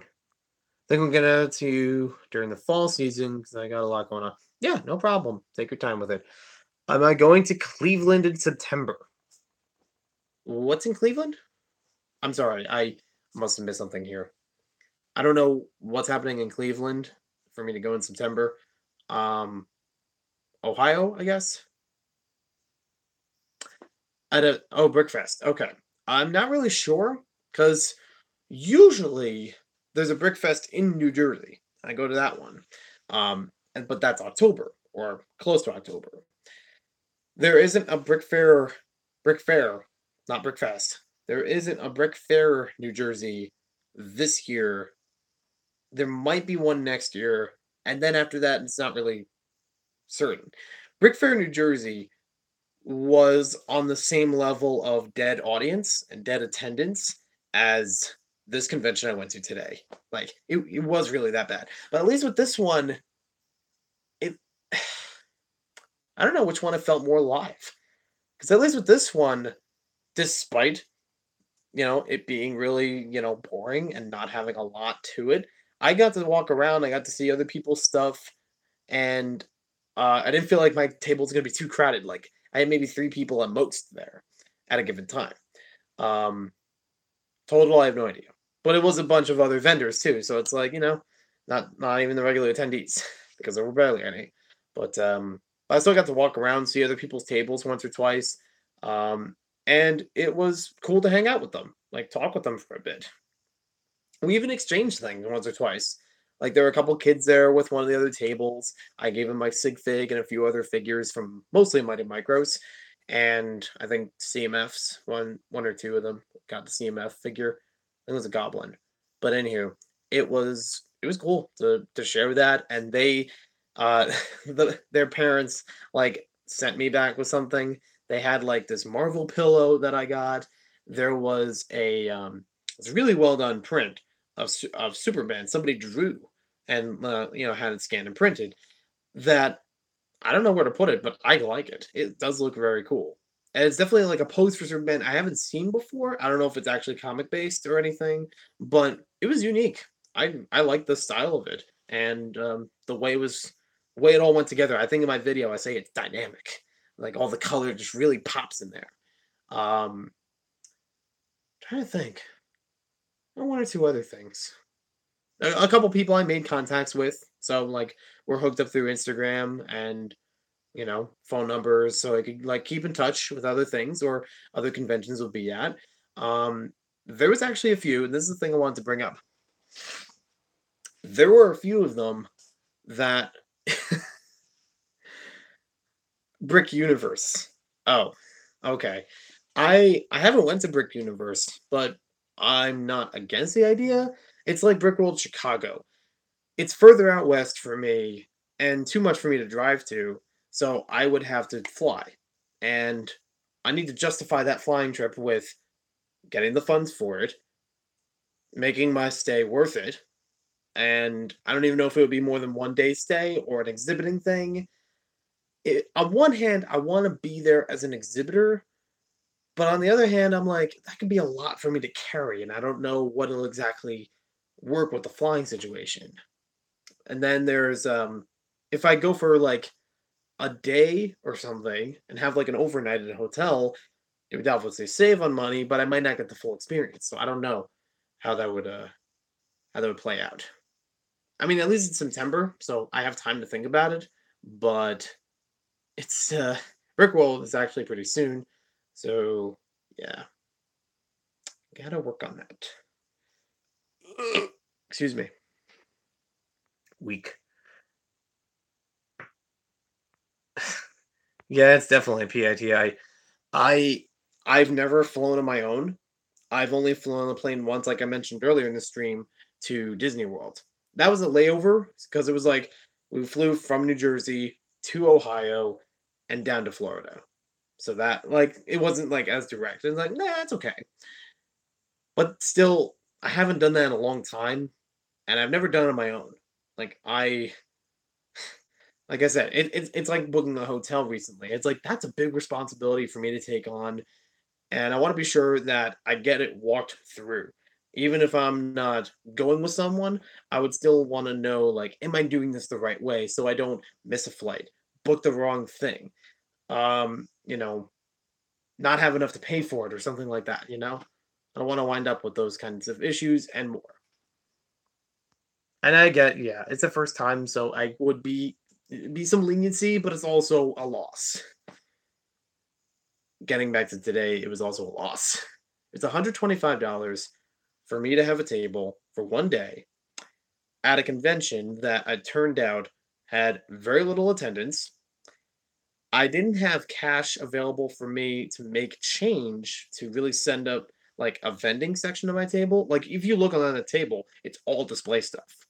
I tentatively wanted to sell there, but I was like, if I don't have the cash to make change, then this isn't gonna help. And as much as I had like a swipe that I could add on for like a credit card scan, I haven't used it in a while. So I don't know if it would work. And the Wi-Fi also wasn't working well, so it didn't really turn out like I could have that access anyways. So I pretty much scrapped that whole idea for selling stuff. I don't even know if I'm gonna cut that from the vlog because it's like I did mention that with like, oh, here's what I packed and this stuff is for selling or something like that. And it didn't actually work out. But I still had my stuff for display. People liked the stuff I put up there. And this is the thing I was gonna get to. I keep dodging around. A few people that saw my displays of sculptures and vignettes and things like that, they're like, hey, I like your building style. And I was wondering if you could build stuff as a commission. And I was like, I could try that. Because here's the thing, I have been questioned about it before, and not that I don't want to turn it down, but I've never really been sure if that's an angle I could go with. For one thing, I had two instances before where I could have had commission with Lego stuff, like designing it, working through the person who asked for it to see if that'll work with their budget and the specifications they want. But for one reason or another, it didn't work out. I'll actually go through the reasons here because we're already late in the stream, anyways. I should have had a drink with me because I am, oof, rip my throat. The first, I don't know which one actually came first, but the first story of it I'll mention here. Um, I I should, but everyone else is asleep, and I don't have any drinks down here. My bad. Probably should have done that before the stream. Yeah, it is. It is a lot of work. So I'm trying to be like, okay, who can I go to for advice on how to go through the procedure So I do it right the first time and I don't have any issues. Or at least issues. I don't think it'll be a perfect one, but it'll be like I don't want to make major mistakes. So, first story here, I was at Brickfest Buffalo last year. Somebody saw the big bird sculpture that I made, which I don't even know how long that's going to stay as a thing. Might retire that soon, and I'm not sure. I'm working on it. Somebody saw the big bird sculpture and the Bart Simpson that I made as sculptures, and they were like, "Hey, can you do commissions? Because I would like to have the Friends dolls or like the Friends characters built as roughly that same size in Lego." And I'm like, "Yeah, I could try that, and work out all the details and everything later. What it takes for the parts, the labor, and everything like that." We exchanged contact information, and in my travel back home, mine somehow disappeared. Like the information I had to contact this person, I don't know what happened to it, and I couldn't reach them. On the flip side, they never reached me. I don't remember getting an email from them, even if it was marked as spam, that said anything about this commission. So if they did send it, I didn't mean to blow them off, and even losing the paper, that was a mistake on my own part, and I was like, well, now I feel bad about this because I can't talk to this person to figure this out. So that pretty much canceled as a commission, and this was over a year ago now, or almost a year ago now. Second one, someone contacted me through Instagram. They said that they were part of a business. They wanted to develop some type of display model, like as a traveling kiosk, like one you could actually like step up into. It'll have different things to go along the sides of it. Inside of it will have stuff, and it has wheels in the sides that allow it to prop up and wheel it along, for travel. But then it also can like put the wheels down if it needs to stay still for whatever reason. They wanted me to design a Lego prototype so they could try to get this idea through their business about it. And I was like, that sounds like a pretty interesting idea. And I could try to work up something that'll be relatively what you're talking about. Because they showed me sketch models of what they were trying to make. So I worked off of that. And I did it all through Lego Digital Designer. I I don't remember if I sent it at the same time, but I think I sent it around the same time. I showed them the plans as to like and they said that instead of buying the parts from me, they would have company funding to buy the parts, like for themselves to put it all together. Like, okay, that's good for you.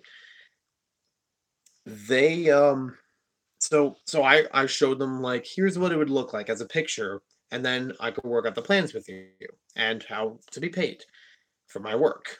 The labor of designing this thing. So I showed them the original image. They're like, that sounds good. I sent them the plans and I sent them the invoice of here's the bill. Like, it wasn't even a lot. It was like 4 hours of work at $10 an hour at the time I made it that because I wasn't really sure what would be fair. But I figured this is on the low end because you're still gonna have to buy the parts, but I don't know.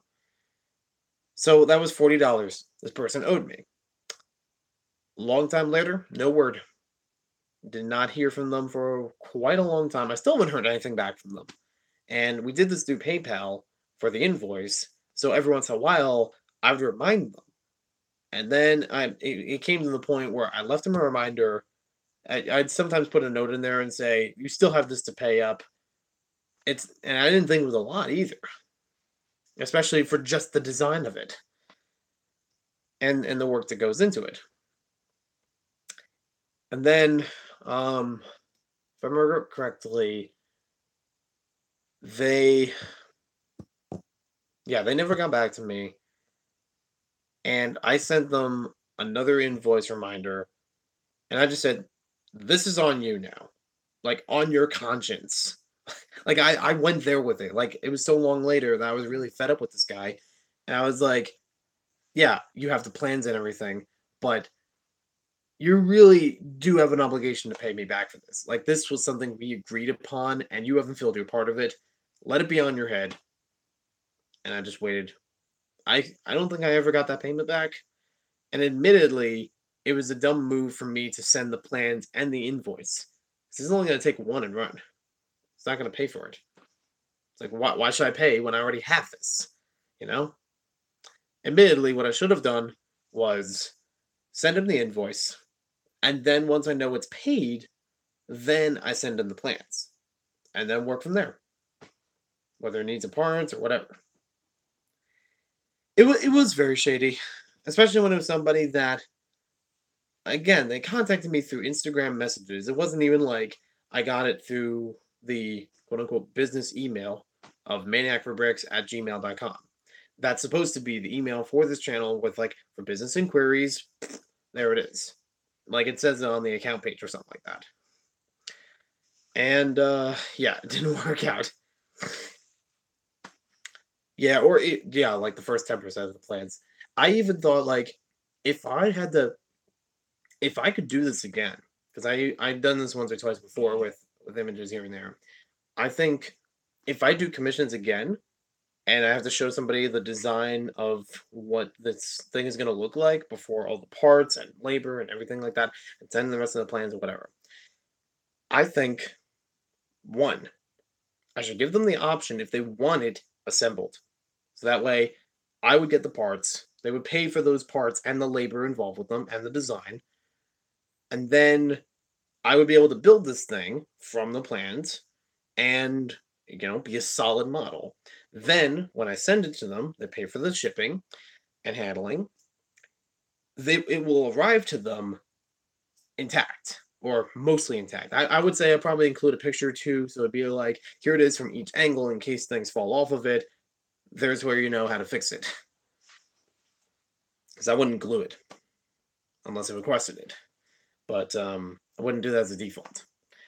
But the other idea I had was like to maybe like if we worked out how's this design going to look before we issue all the parts and everything like that, to make a watermarked image of it. So that way, if they get that one image and they try to build it themselves and never, credit me for my work or pay me back for even just that labor, then it's watermarked. It's going to have some blurriness to it that they can't figure it all out. And I guess because I'm using digital designer right now for that kind of like computer, digital makeup of a Lego model, it kind of masks itself. Like the pieces aren't going to have like the defined like quality you see with regular Lego pieces. Like if I put these two 1x2 bricks together in Lego Digital Designer, it'll look like one larger rectangle. Like you may not immediately see the like defined line in between them. I mean, if you hover your mouse over, sure, but like depending on the angle that the picture is taken, it could look like a blob. It'd just be a blob in the same color. And that could also work for this. So it's like, if people do take the first picture, try to run with that, it's not going to work because they won't know the pieces that went into that to make it happen. And the blob might actually get rid of some of the details they want. But this is a business model I would like to try. I just need to know how to lay everything out. And like I said, I've had experience with this. I've been tentative on, this idea, but more recently today, I've actually been questioned about it a few times. And it seems good as long as I know how to set it all up. Try building a dimension set without the instructions. Exactly. If you like, probably the portal at best. Other than that, I have tried building the Lego dimension sets before the series 2 ones came out, like year 2, whatever it was. They had like a couple pictures here and there of the dimensions models, just by like the box art or something like that, or around that time. And I remember I tried through Lego Digital Designer to reverse engineer it. It is difficult. I may have actually done a video about that a while ago, but it was difficult to do. And even then, I got some of the models correct when I actually bought those sets later on and got to build them. There were some parts here and there that were missing. Maybe get a deposit. Deposit might be a good idea. Yeah, this, like I said, this is a new industry for me for actually like getting serious about it and having it as an option. But I feel like it's one that could pay off. It could pay, and it would actually be something enjoyable. Not that I don't want to build my own mocks, but I would be able to work with parts that I have, and like if I need to get parts externally, I can. This is another thing I thought about, and I kind of want to throw these ideas around like a little further. I don't know if I should do it as its own video, as like a poll video that I sometimes do, where it's like, let me know what you guys think about this throughout the whole video of the thing. But like, I thought about using used like a combination of used, new, and gently used parts, but making sure that the condition of the parts are functional. Like for me, used could be those 1x2 bricks that I picked up, even though I've used them like one or two times on a minifigure wall for a couple months, almost a year. That hasn't really had a lot of connection in between that. And they're from the Lego store. You can see like, okay, yeah, I got my fingerprints all over it and things like that, but it's not like broken, battered, and scarred or anything. There are some Lego pieces that are way more damaged than that, and it's hard to use them because of that.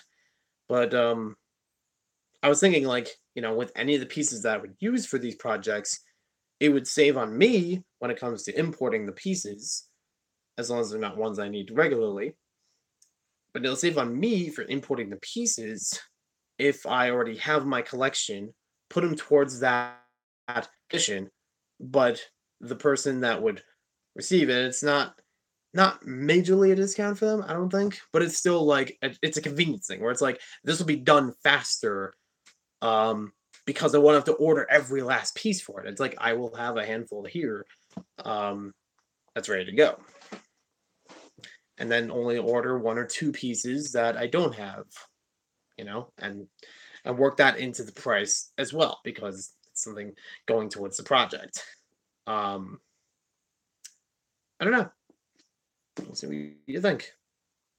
The um, the parts I would use, like used to new, gently used, they would be cleaned. I would actually go through whatever parts are needed and throw them in a bin, soap and water, clean them up.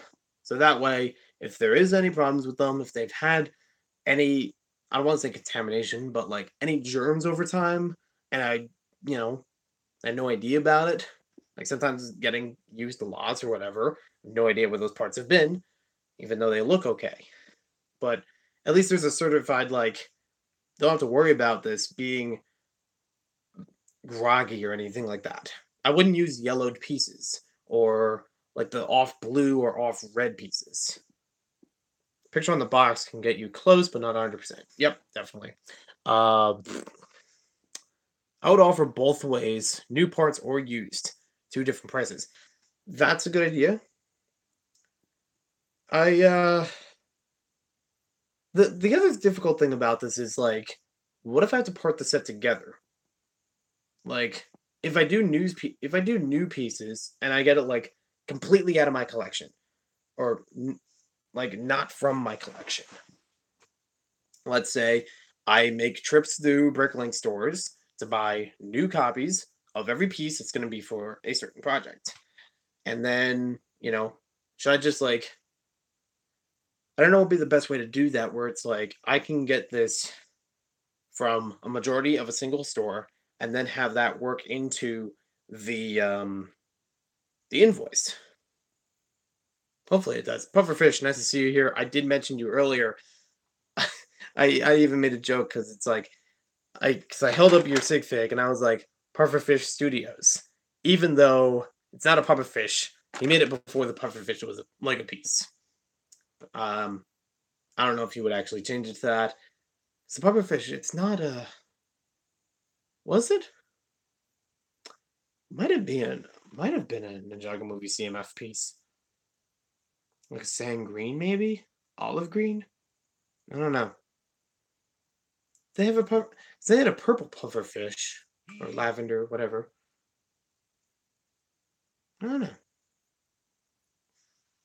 New pieces Yeah, I figured it would probably be too expensive though, even as a CMF piece. Maybe you can get a vendor agreement with Lego and buy bulk. I I don't know. Oh, thank you about the hat.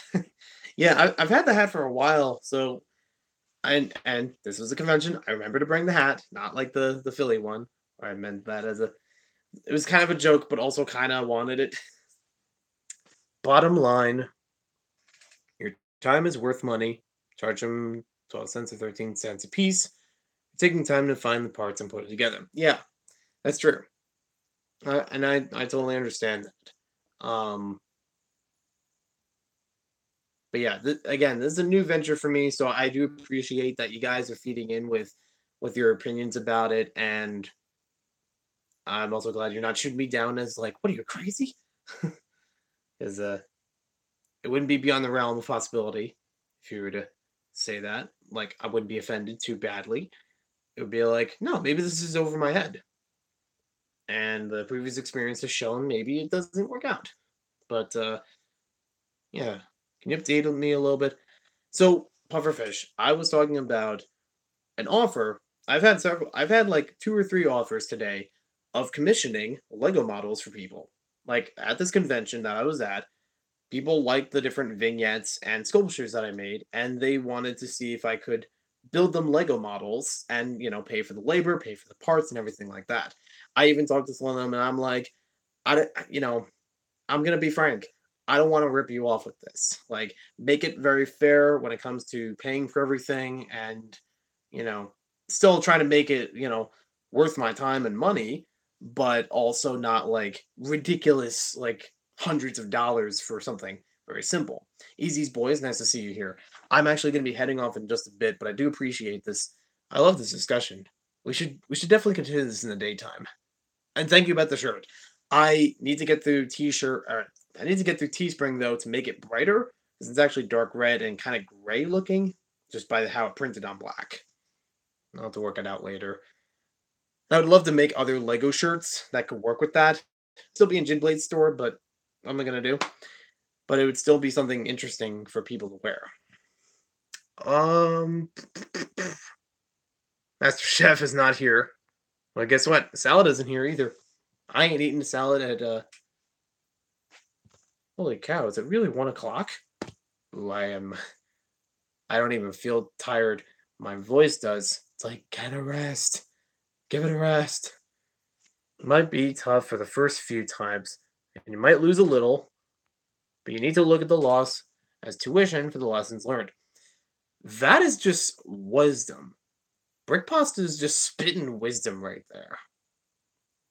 Not even about this project, but like you could apply that for almost anything. That honestly, I love how that was written. Bravo. But yeah, that's true.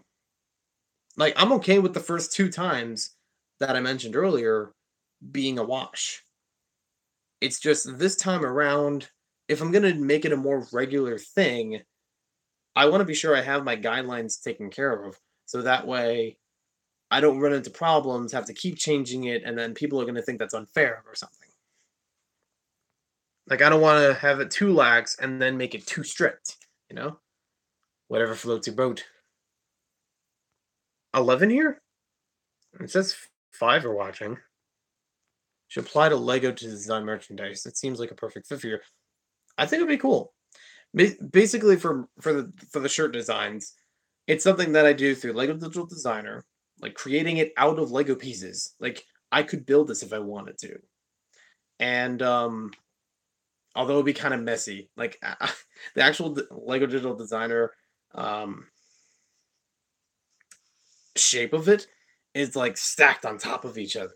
It's not as flat as it looks here, but I try to get like a nice big screenshot for it. But yeah, it would be a cool thing to make more of these in different styles of torsos. I don't know if I could do it for everyone in the community because there might be some that are more complicated than others, but I could still try other ones. I mean, even pufferfish. I'm looking at your sig fig off camera right now. I could probably do that. like with the zipper jacket. That could probably work. Cause I like the style of like the '90s torsos where it's like not too complex, but not too simple. Like there's still enough to there to know what it is. Um, come out with a throwback line. Yeah, there you go. Hats, t-shirts, stickers, all referencing Rock Vader's town. Yeah, exactly. That would definitely be cool. Oh, 11. Yeah, no, it's okay. I didn't understand what you mean. Is there a reason that you did not have your own Teespring store? The only reason I don't have my own Teespring store is because I haven't built it myself. I haven't really like gone through a method to figure it out. It's like I talked with Ginblade and maybe a couple other people as to like I would like to make Teespring merchandise or at least make myself a shirt, through Teespring because it's been reliable for printing and everything like that and okay for the prices. And Ginblade volunteered to say, "Hey, I know how to make a Teespring store. Why don't you partner with me to add your stuff in my store? And if you make money on your merchandise, you will get that money." Like after whatever, because it's like if you purchase something from a Teespring store, Teespring will get the majority of the cut because they're the ones that run the website, manufacture it, send it out. So makes sense for them to make the money back. And then you get a cut as a designer hosting the store, hosting that product. I can't really say I made a lot of money from it. I think so far I made like $1 or so, and that might have been just from buying my own shirt and getting the money back from that. But I don't know.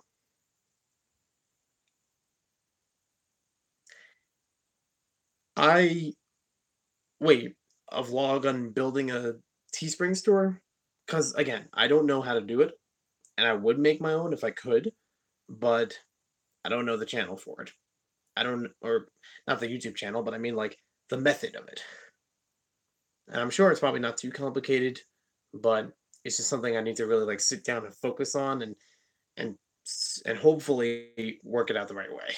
Like I said with the flying and everything, it's like this is something new and independent for me, and I don't want to screw it up. So I've had that before on other things, and I don't want to worry about that.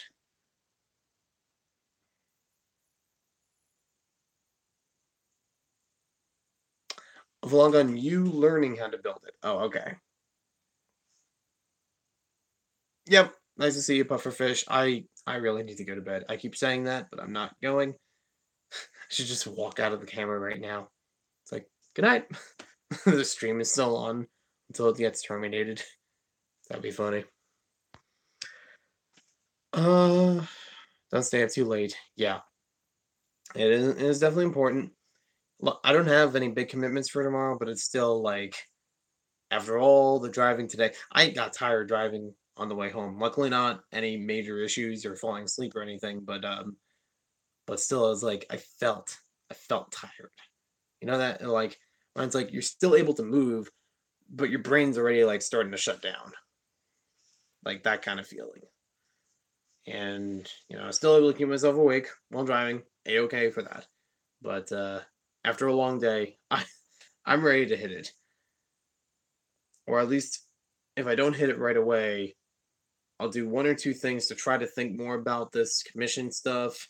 I honestly like the idea that I should set up like samples of what could be for commissions. So it's like you could do a vignette of whatever you'd like in Lego, kind of based on the vignettes I've been doing for movies. You do a sculpture and make it on this size base plate, that sort of thing. You know, different heights, shapes, and then maybe do something else. I don't know if making a custom minifigure counts as a commission, and I don't know if it would be worth it as a business model because it's like, yeah, I would still have to fetch the parts and it would still be something to put together, but it's like, is that really a moneymaker? Is that really worth it? Is it something people are going to ask for? I guess. And I guess with this whole commission idea, it's like I'd have to feel out what the audience would like. And if there's enough growing interest, make it a regular thing. Because for right now, I had only one or two that was mostly sculpture based, not even talking about vignettes. Or I thought another idea, mosaics. Yeah, I mean, it probably is filler.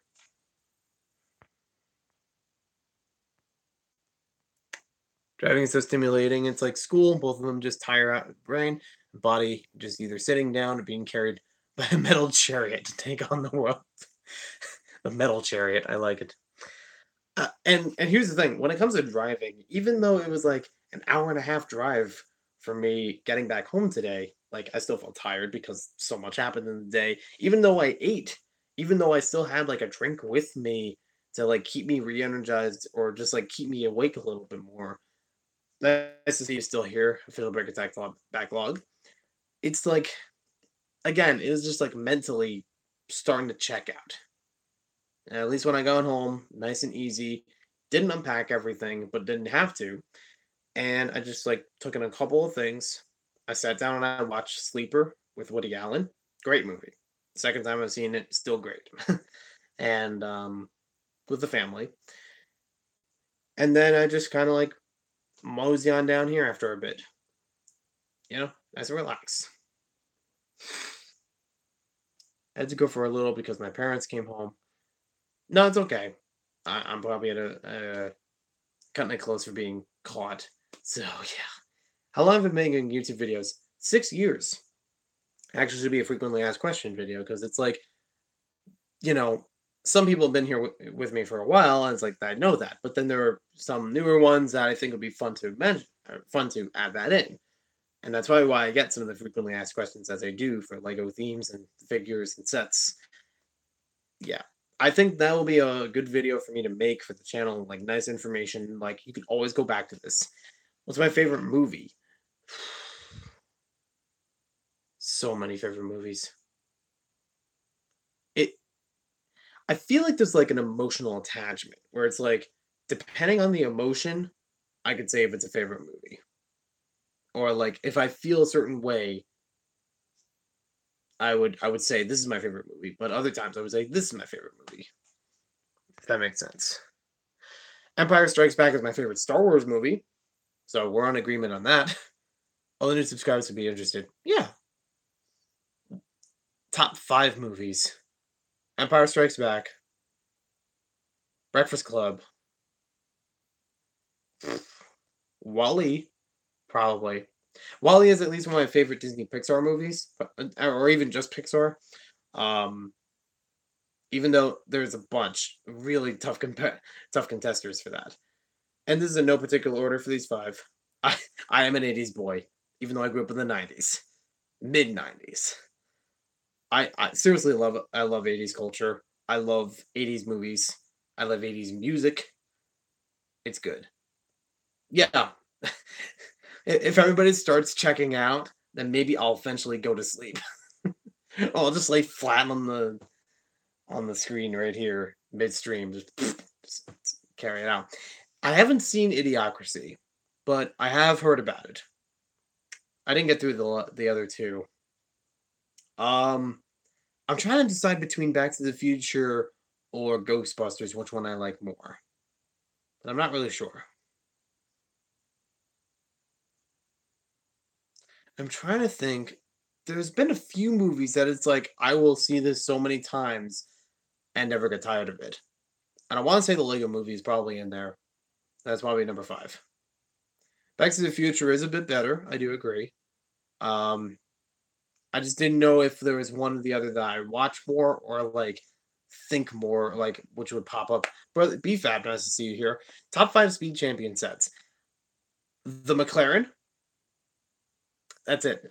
Like seriously, I. It's not that I'm avoiding. It's kind of I'm avoiding. I haven't really bought speed champion sets, so I can't really talk about my top 5 like from firsthand experience. The McLaren I have built before. It was very cool. And I don't know if McLaren is specific enough, but it's like the yellowish orange one that I had the first year. That was very cool. Wasn't enough for me to keep it built, but I would like to get it eventually, maybe. As far as a race car, that was very cool. The Bugatti is good, but I don't have it, so I can't really speak much from experience on it. There was there's one or two recent ones that I thought would be really cool to get, but I don't remember what they were. I did have part of a Ferrari. Again, first year Ferrari, um, at one point. It was incomplete though, and I don't really remember much as far as the build. A lot of stickers though. Well, they still all applied in advance and correctly, but I can't really talk about it since it again was incomplete.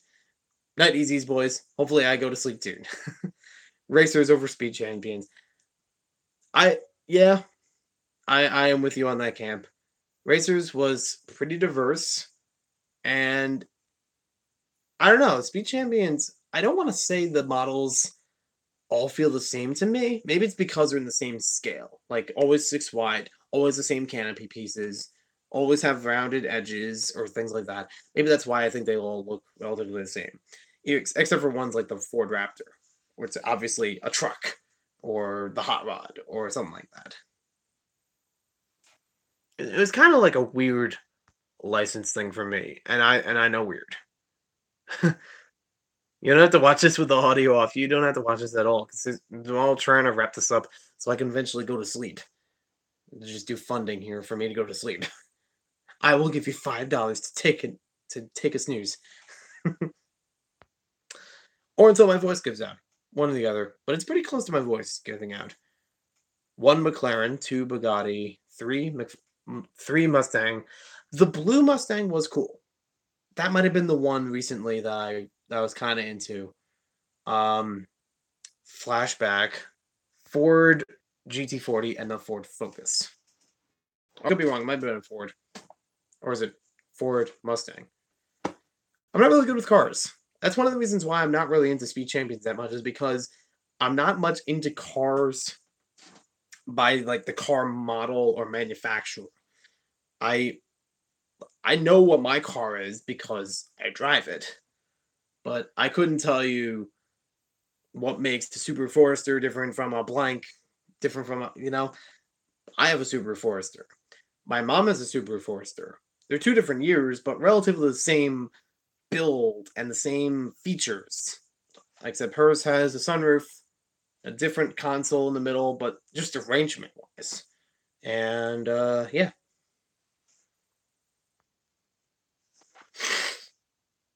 Ford Mustang GT was pretty cool. Yeah. Okay. But yeah, I don't know.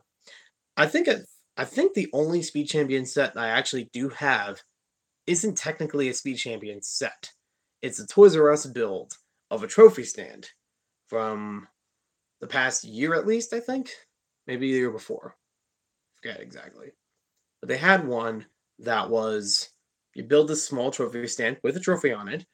It has like first, second, third on it.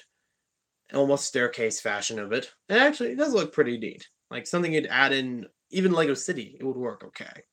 Um, like easily anywhere. And they had like a giant cardboard ramp with like two or three of the Speed Champions models already built by the employees at the Toys R Us, and you could ride them along there. So you see them like dip down a little bit and curve up a little bit to like see who wins, different races. Not a requirement for building, but just another activity they had at the same time. They also gave you a small card that had a fake Lego driver's license. And I do have the driver's license that came with the build. Um, I didn't do the ramp, but I wanted the ramp. I asked them when the event was over because I stayed around long enough to see them like start packing things up. I'm like, am I allowed to take the cardboard ramp? I was denied though, or it'd be a giant ramp in this room for a long time. They said, and I've asked them about this for other building events too. Some of those properties that they use for the building events are not by Toys R Us. Like they're distributed by Lego. So they only keep it for the event and then they have to send it back to Lego. That's how I was informed about it. I don't know if it's BS, but yeah, it was a flat no for me. Like even if I had to pay for it, I think it would still be worth it. It's a Father's Day event. There we go. Thank you. Dragon Bricks, Maniac for Memes. I am actually working on a Maniac for Memes marathon. It's actually going to go on the Maniac for Bricks More channel because some of it was about the shirtless video, and I don't want to bring that up here um, and ruin the subscriber base that I'm trying to build from the past two conventions. But yeah, it'll be mentioned there as an extra thing. It's it's going to be interesting. I plan on one that is going to be about Ed, Ed, and Eddie sound effects or quotes because that's a relatively current meme that I like and would like to integrate it. You know, take different videos that I've done and try to mash little bits of them together. Want to Speed Champions Lamborghini because I made the racers one, so why not Speed Champ? Yeah, fair point there. And because they have newer parts, they probably built it a little bit better. Trophy came with the GT40 and GT16. Oh, for the regular sets, right? Yeah, it's okay. It got retracted. I noticed it popped up earlier. I missed it, but yeah, I definitely need to head to bed. Not much else for me to do here. I yeah, I'll have to think a little bit more as far as the commission idea goes. I want to go in over my head with it. Tree of Four, nice to see you here. My room's probably incredibly warm too. Like the heat's been cranked up for a while recently. It's been somewhere between the 70s and 80s, like me. Like me and culture. uh Jokes. I actually came down here earlier today because one thing I was going to do, I parted out the Aquaman set that I had from my Lego store haul. It's all in this box apparently. And I was going to try to build, or at least start the building for my SIGFIG brickhead. Like, the plans are there. I just had to get the parts. And a little bit of reverse engineering because I only got it from like the outside perspective of it all the way around. But I don't think the interior is that hard. And yeah, late night stream.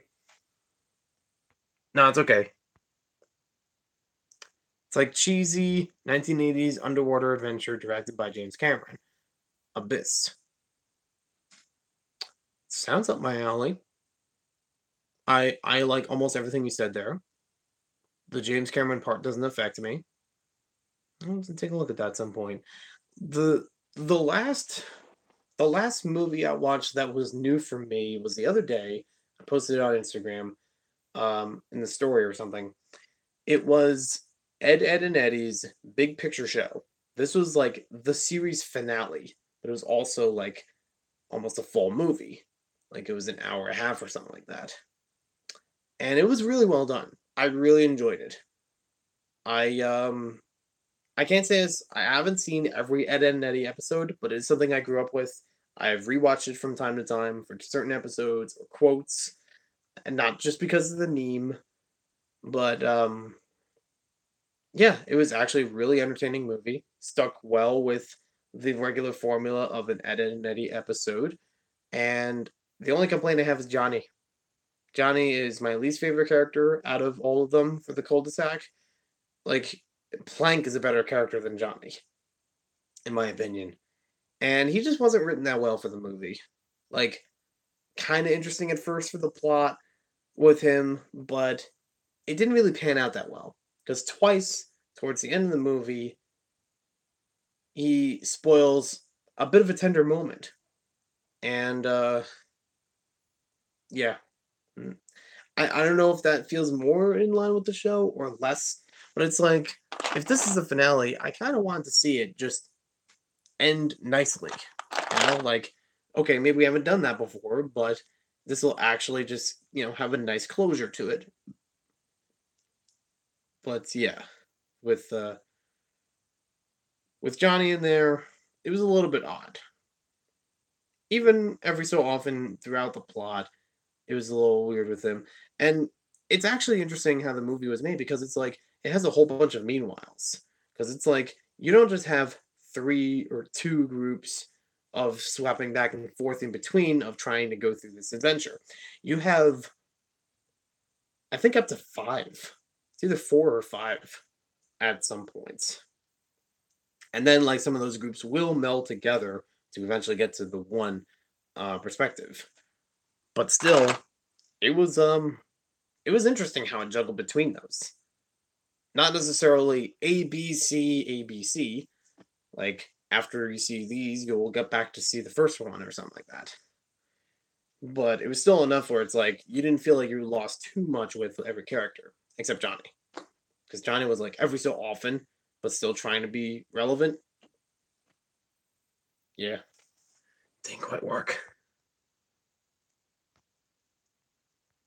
It's better than it had any right to be. Never heard of it. Yeah, so it's like Ed and Eddie, great Cartoon Network show. Like almost all the way through for all the episodes that I have seen of it. There's apparently some duds, but when I watch the episodes over and over for different seasons, I have a good time with them. Especially the first like 2, 3 seasons. They changed up a little bit fourth and fifth. In terms of like color, a little more clarity for the animation, but it's not too horrible for what I remember. And yeah, they've done like a few specials on the show, but this was supposed to be like series finale. You get a big mystery throughout the show wrapped up in here. And even some characters, it's actually fun seeing interactions between them that I don't remember that much. But it still put everyone as to or almost everyone um making things happen. Lego meme team. Official Brick Attack backlog. Have a good night. Is there a Lego meme team where you make small mocks of good memes and make vids back and go to conventions every once in a while? Basically a lug, but with a bit of a twist.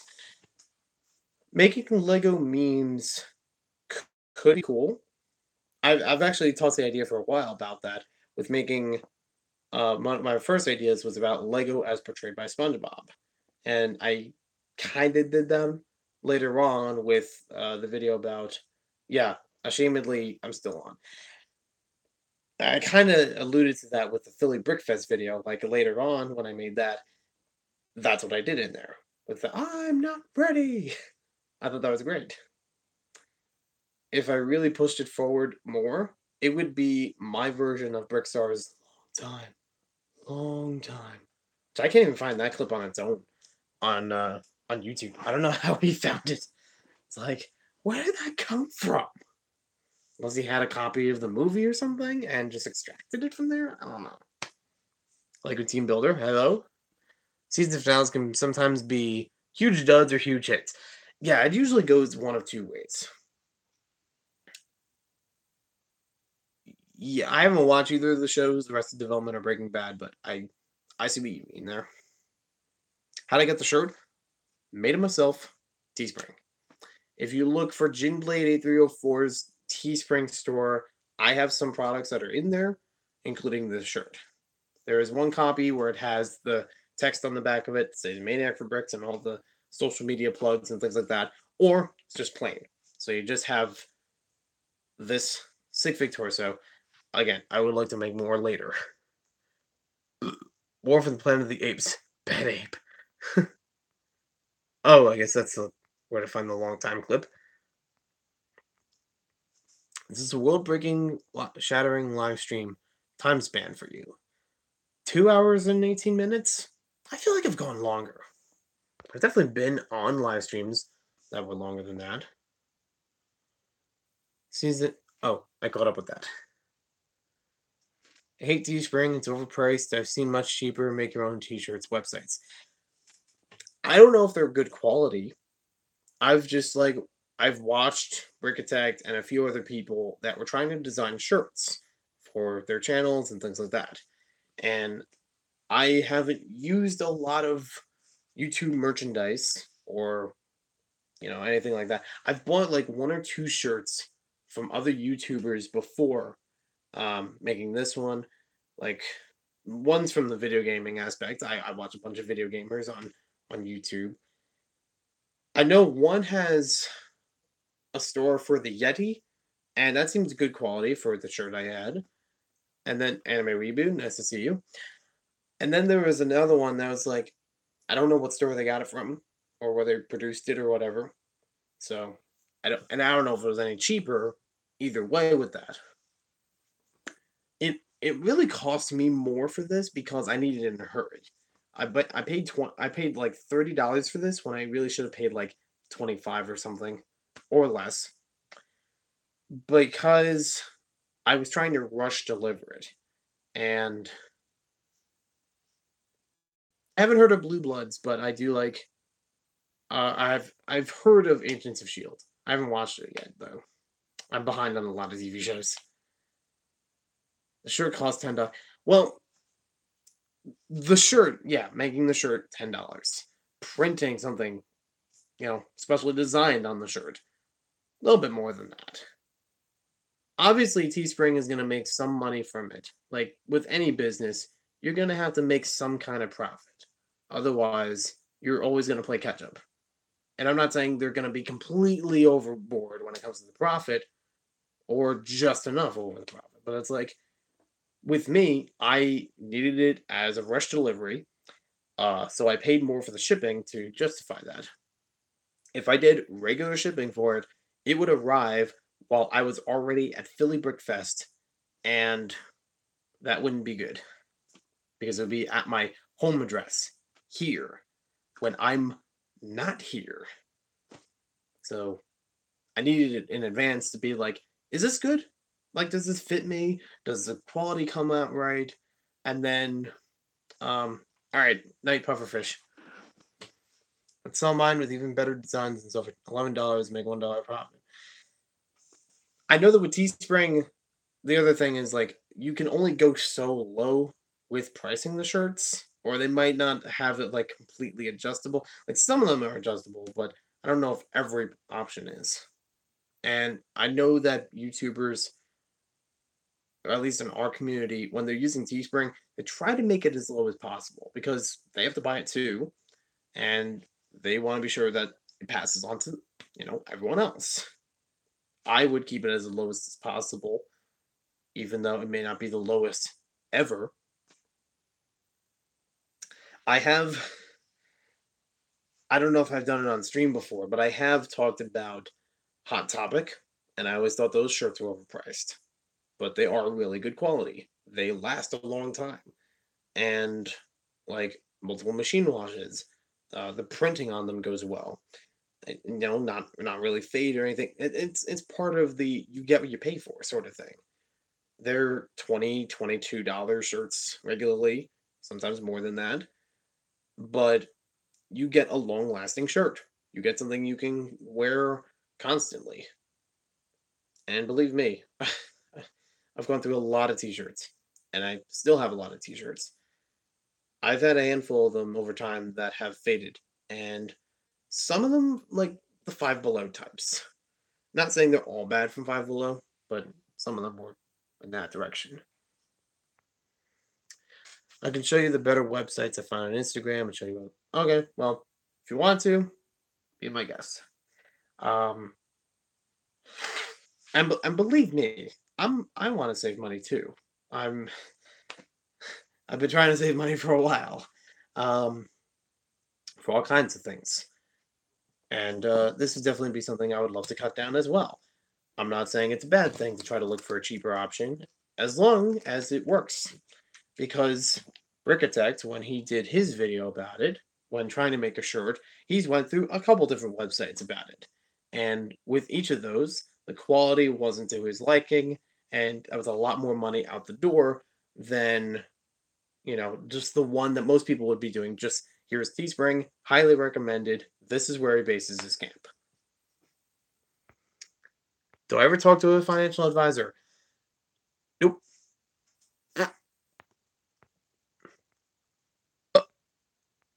I'll use Vistaprint. I thought Vistaprint did cards, but if they can do shirts, it might be good. Because I have heard Vistaprint is really good for cards. If I next time I make a batch of business cards, I would like to go through them. But I still have 100 plus that I need to work with. Got my SIGFIG Next on Nice costumes from Rush Order Tees. They're really awesome. Highly suggested. Okay, that's good. Will I or would I? Um, I mean, the financial advice that I have right now is stop overspending and get a job. It's not that I'm not trying to get a job, but it's just been more difficult for me to retain the job and to, like, because I am still listed working as an instructor with the local business, but they haven't issued any new hours for me, and they don't have anything for the next couple months.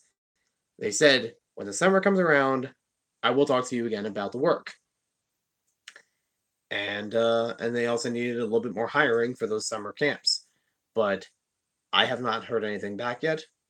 There's another job that I was looking into a while ago. They've pushed off for a while because they still needed construction for the building, for the facility to work at. And it was going to be like interview in April, went well, definitely was going to be good for this company.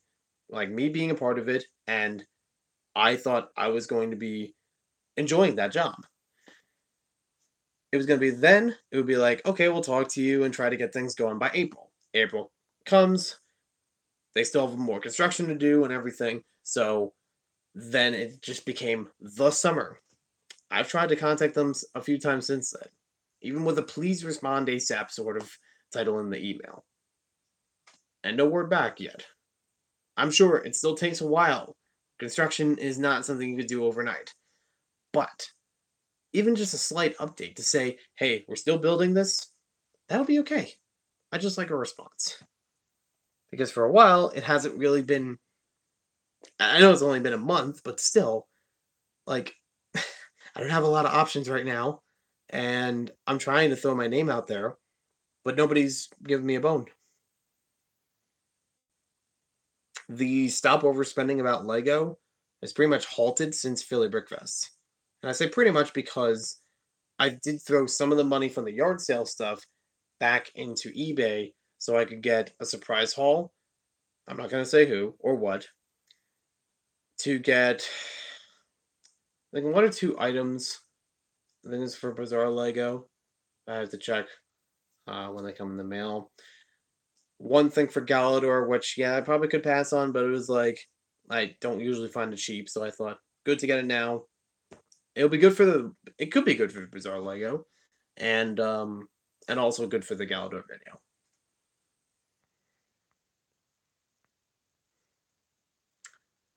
Oh no, believe me, I'd love to work in a store as long as I'm happy with the store.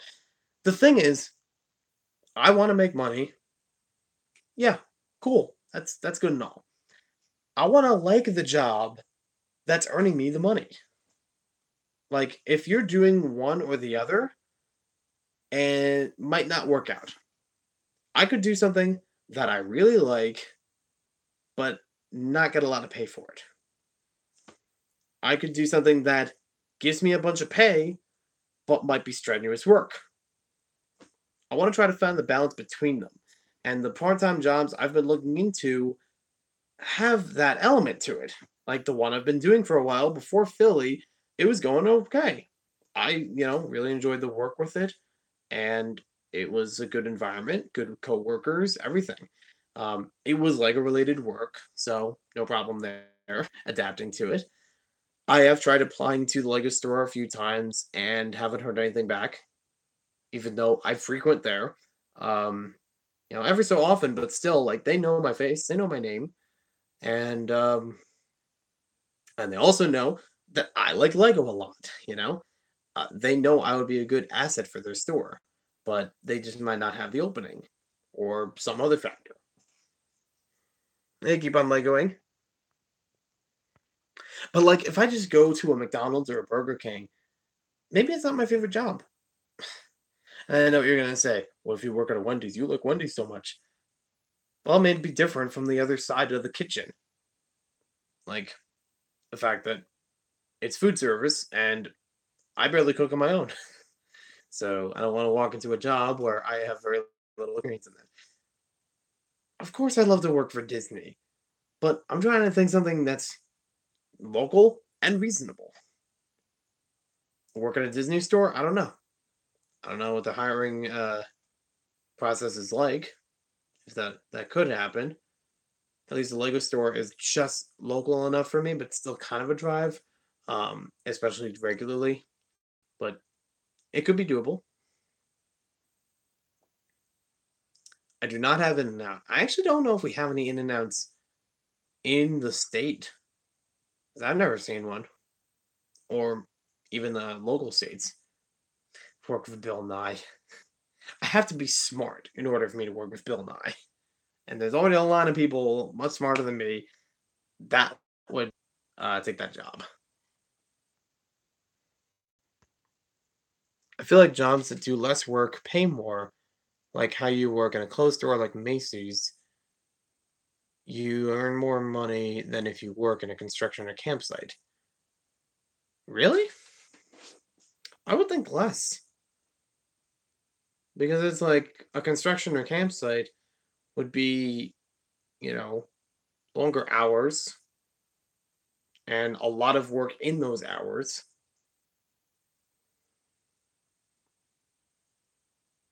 I don't know. It's definitely getting to real territory. Not luckily not too real, but still real to some extent. Yeah, I know it was a joke. And as a California exclusive. Yep. Work with Frank Sinatra. Yeah, let me dial him on my phone. I like these jokes though. Um, my mom works at Neiman Marcus for 8 hours, earns 3,000 plus dollars for 2 weeks. Even though I work at a grocery store.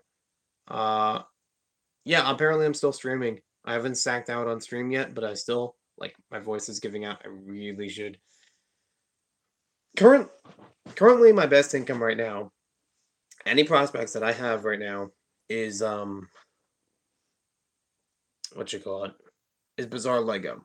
This is a book that I'm getting good backing to make it a book, like with Kevin Hinkle on my team, with research and graphic design of it, with the publisher that I've been working with since December.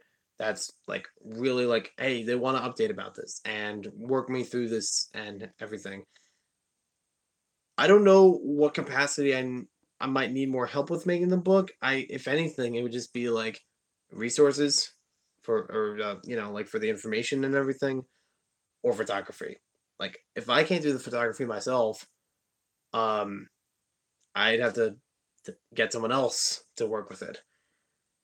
You can't buy the book yet since I'm still, you know, I have still to process it. But the idea is this is a book that I want to make, something I'm interested in, and can make me money. Like this is that balance I was talking about before. And this is something that it's great if you can get best of both worlds. It may not be 100% perfect, but it'll still be enough to if hopefully it's enough to satisfy you. You might be a good cameraman. But you're in California and unless you can fly over to New Jersey, it will be it'd be kind of difficult because it's like I need somebody that's going to be in person where I can show them the things I need for the book and get the studio set up or whatever they have to make the book work. Make a Patreon for the book. I don't know if I need to because it's not like the only funding that I would need at this point for the book would be if I need to add anything else in the book, but I've already got a whole bunch of stuff as it is. And even if I miss stuff, I've already talked it through and it's like I could do updated and expanded later on. Don't be rude. What did I say was rude? I mean, I don't mean to be rude about the offer there. I'm just saying realistically, it's like thank you, but it might be difficult to make that make that happen. Work that is on a computer pays better than actual work in a warehouse. It is true. There's a lot in the, computer world that makes money right now. My brother works as a software cloud specialist or something like that. And that is a big industry now.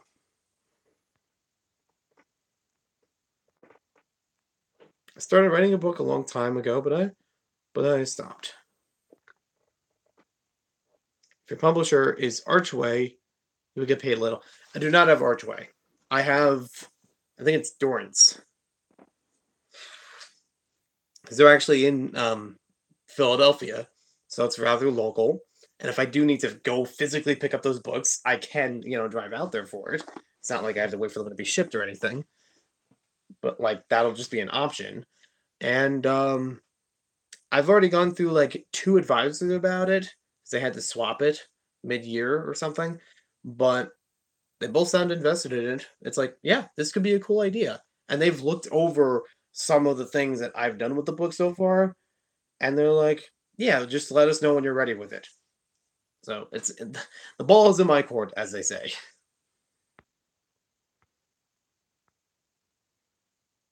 Oh, Master Builder. Okay.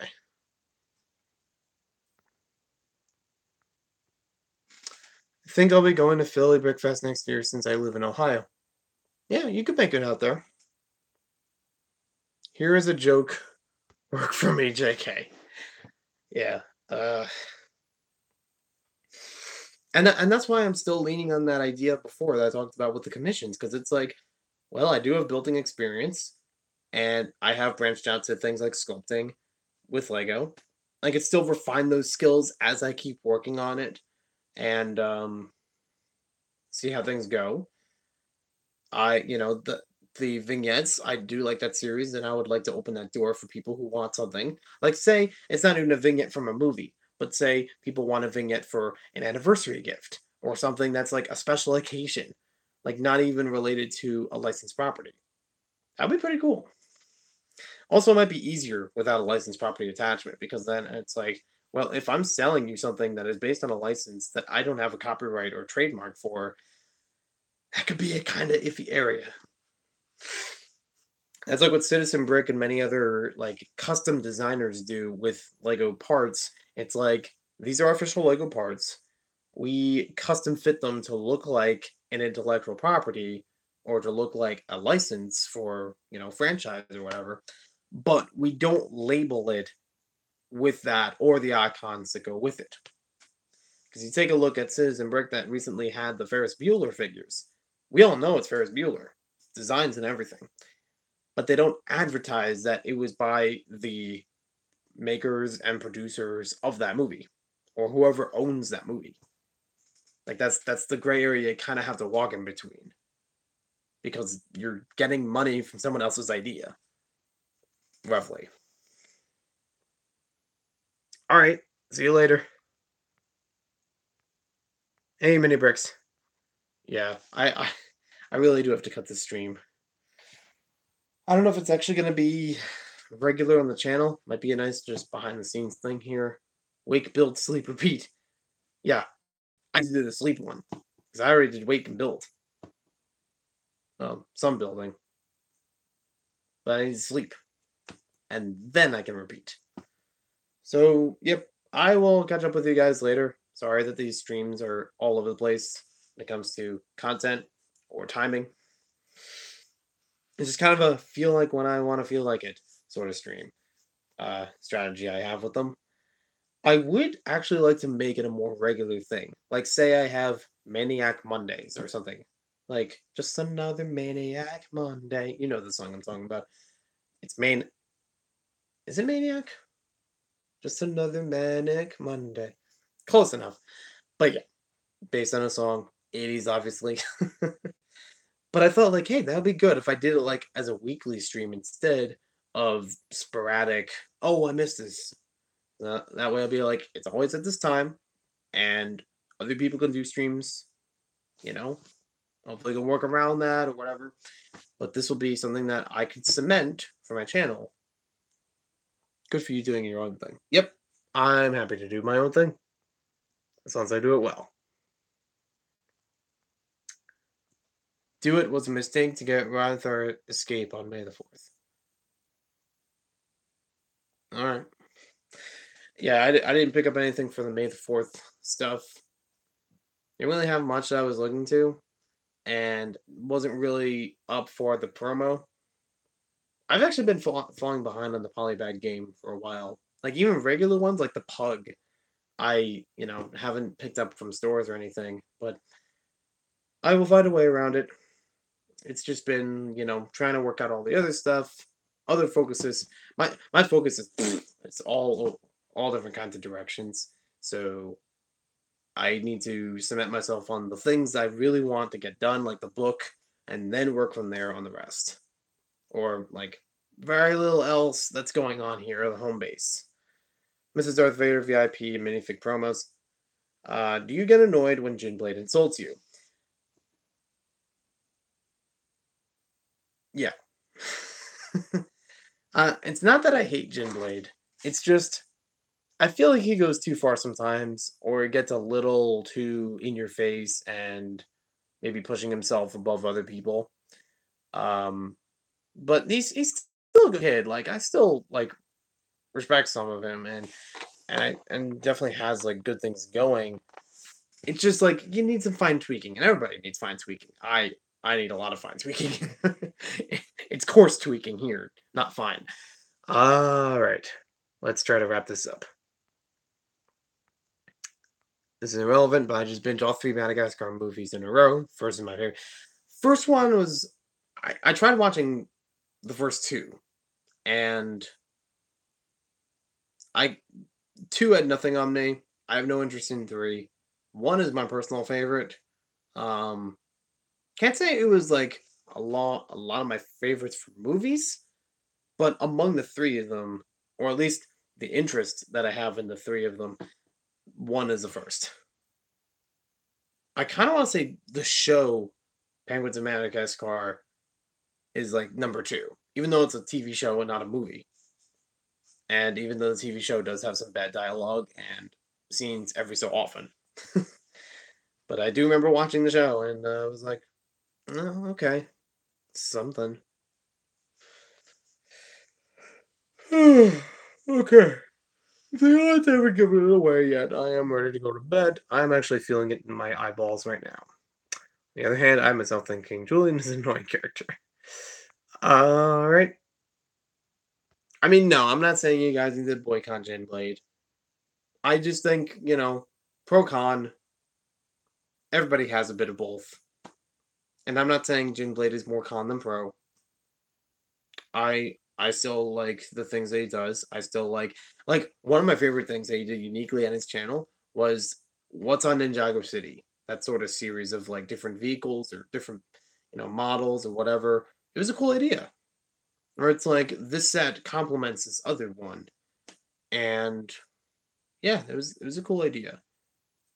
And it kind of inspired Brickset for the Green Mac Dragon, I think.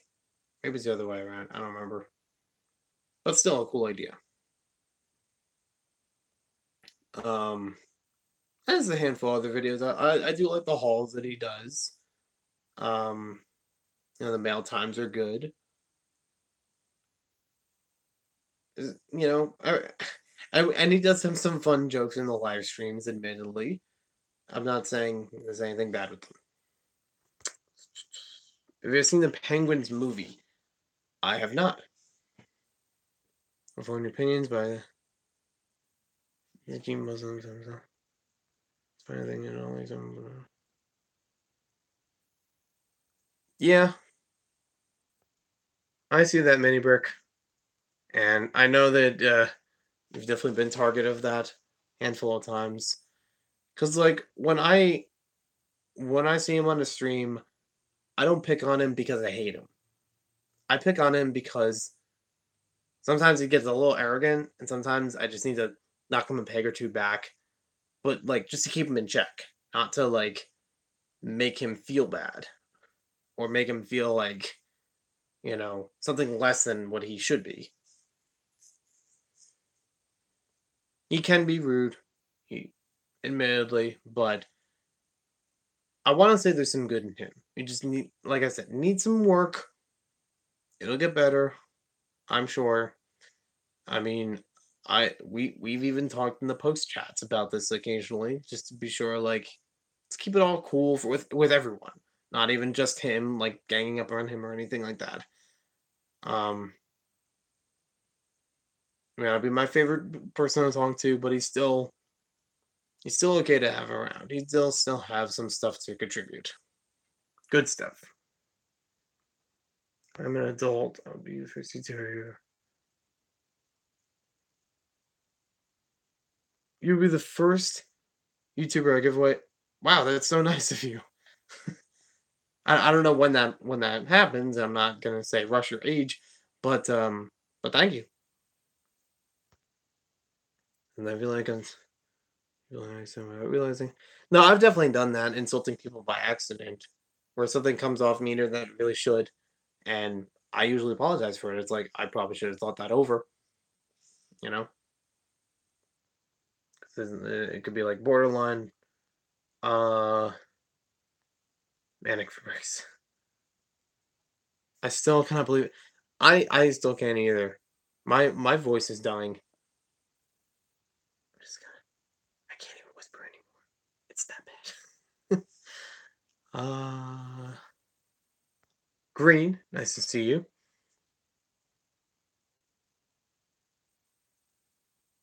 You and BFM tend to be insulted by him the most. I feel like it's like I don't know if he always intends for it to be an insult or if he tries to be it as like semi trolling or whatever the word is. Like just joking around. And I've had one or twice where it's like I don't know. I don't always try to make it a real fight or anything with him, but just like us going bantering back and forth. And I've had once or twice where people may take that as more serious tone. It's like Joey, you're an adult. You probably shouldn't feed into this because it's looking like you're picking on a teenager, picking on a little kid or something. And it's like, yeah, I get that, but it's like, but there's also the element of I'm not trying to diminish I'm not trying to diminish him. I'm just trying to put him in check. Keep everything cool, trying to make it all work. Can I be in the stream while you sleep? I'm on the YouTube app, so I haven't figured out yet if there's a way to add people through that, but I am not gonna be asleep and keep the stream running. I need to charge my phone at some point. So yeah.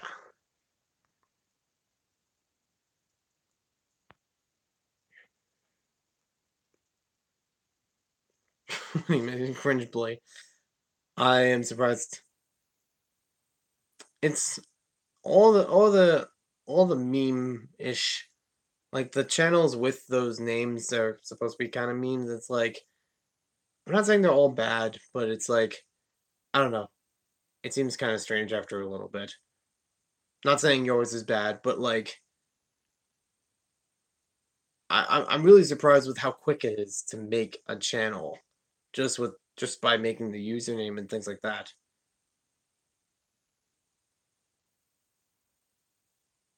Sorry, I just had a silent moment, listening to the world,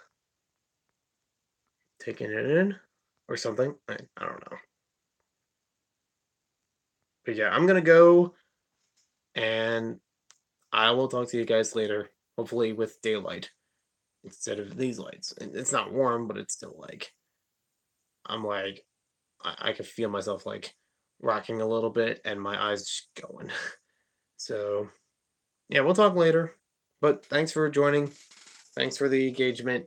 And 95 or so figures. I could probably make a video just with that alone. What time is it where I live? It's a whole nother hour later. It's 2 a.m. All right, I'm done. I have to go.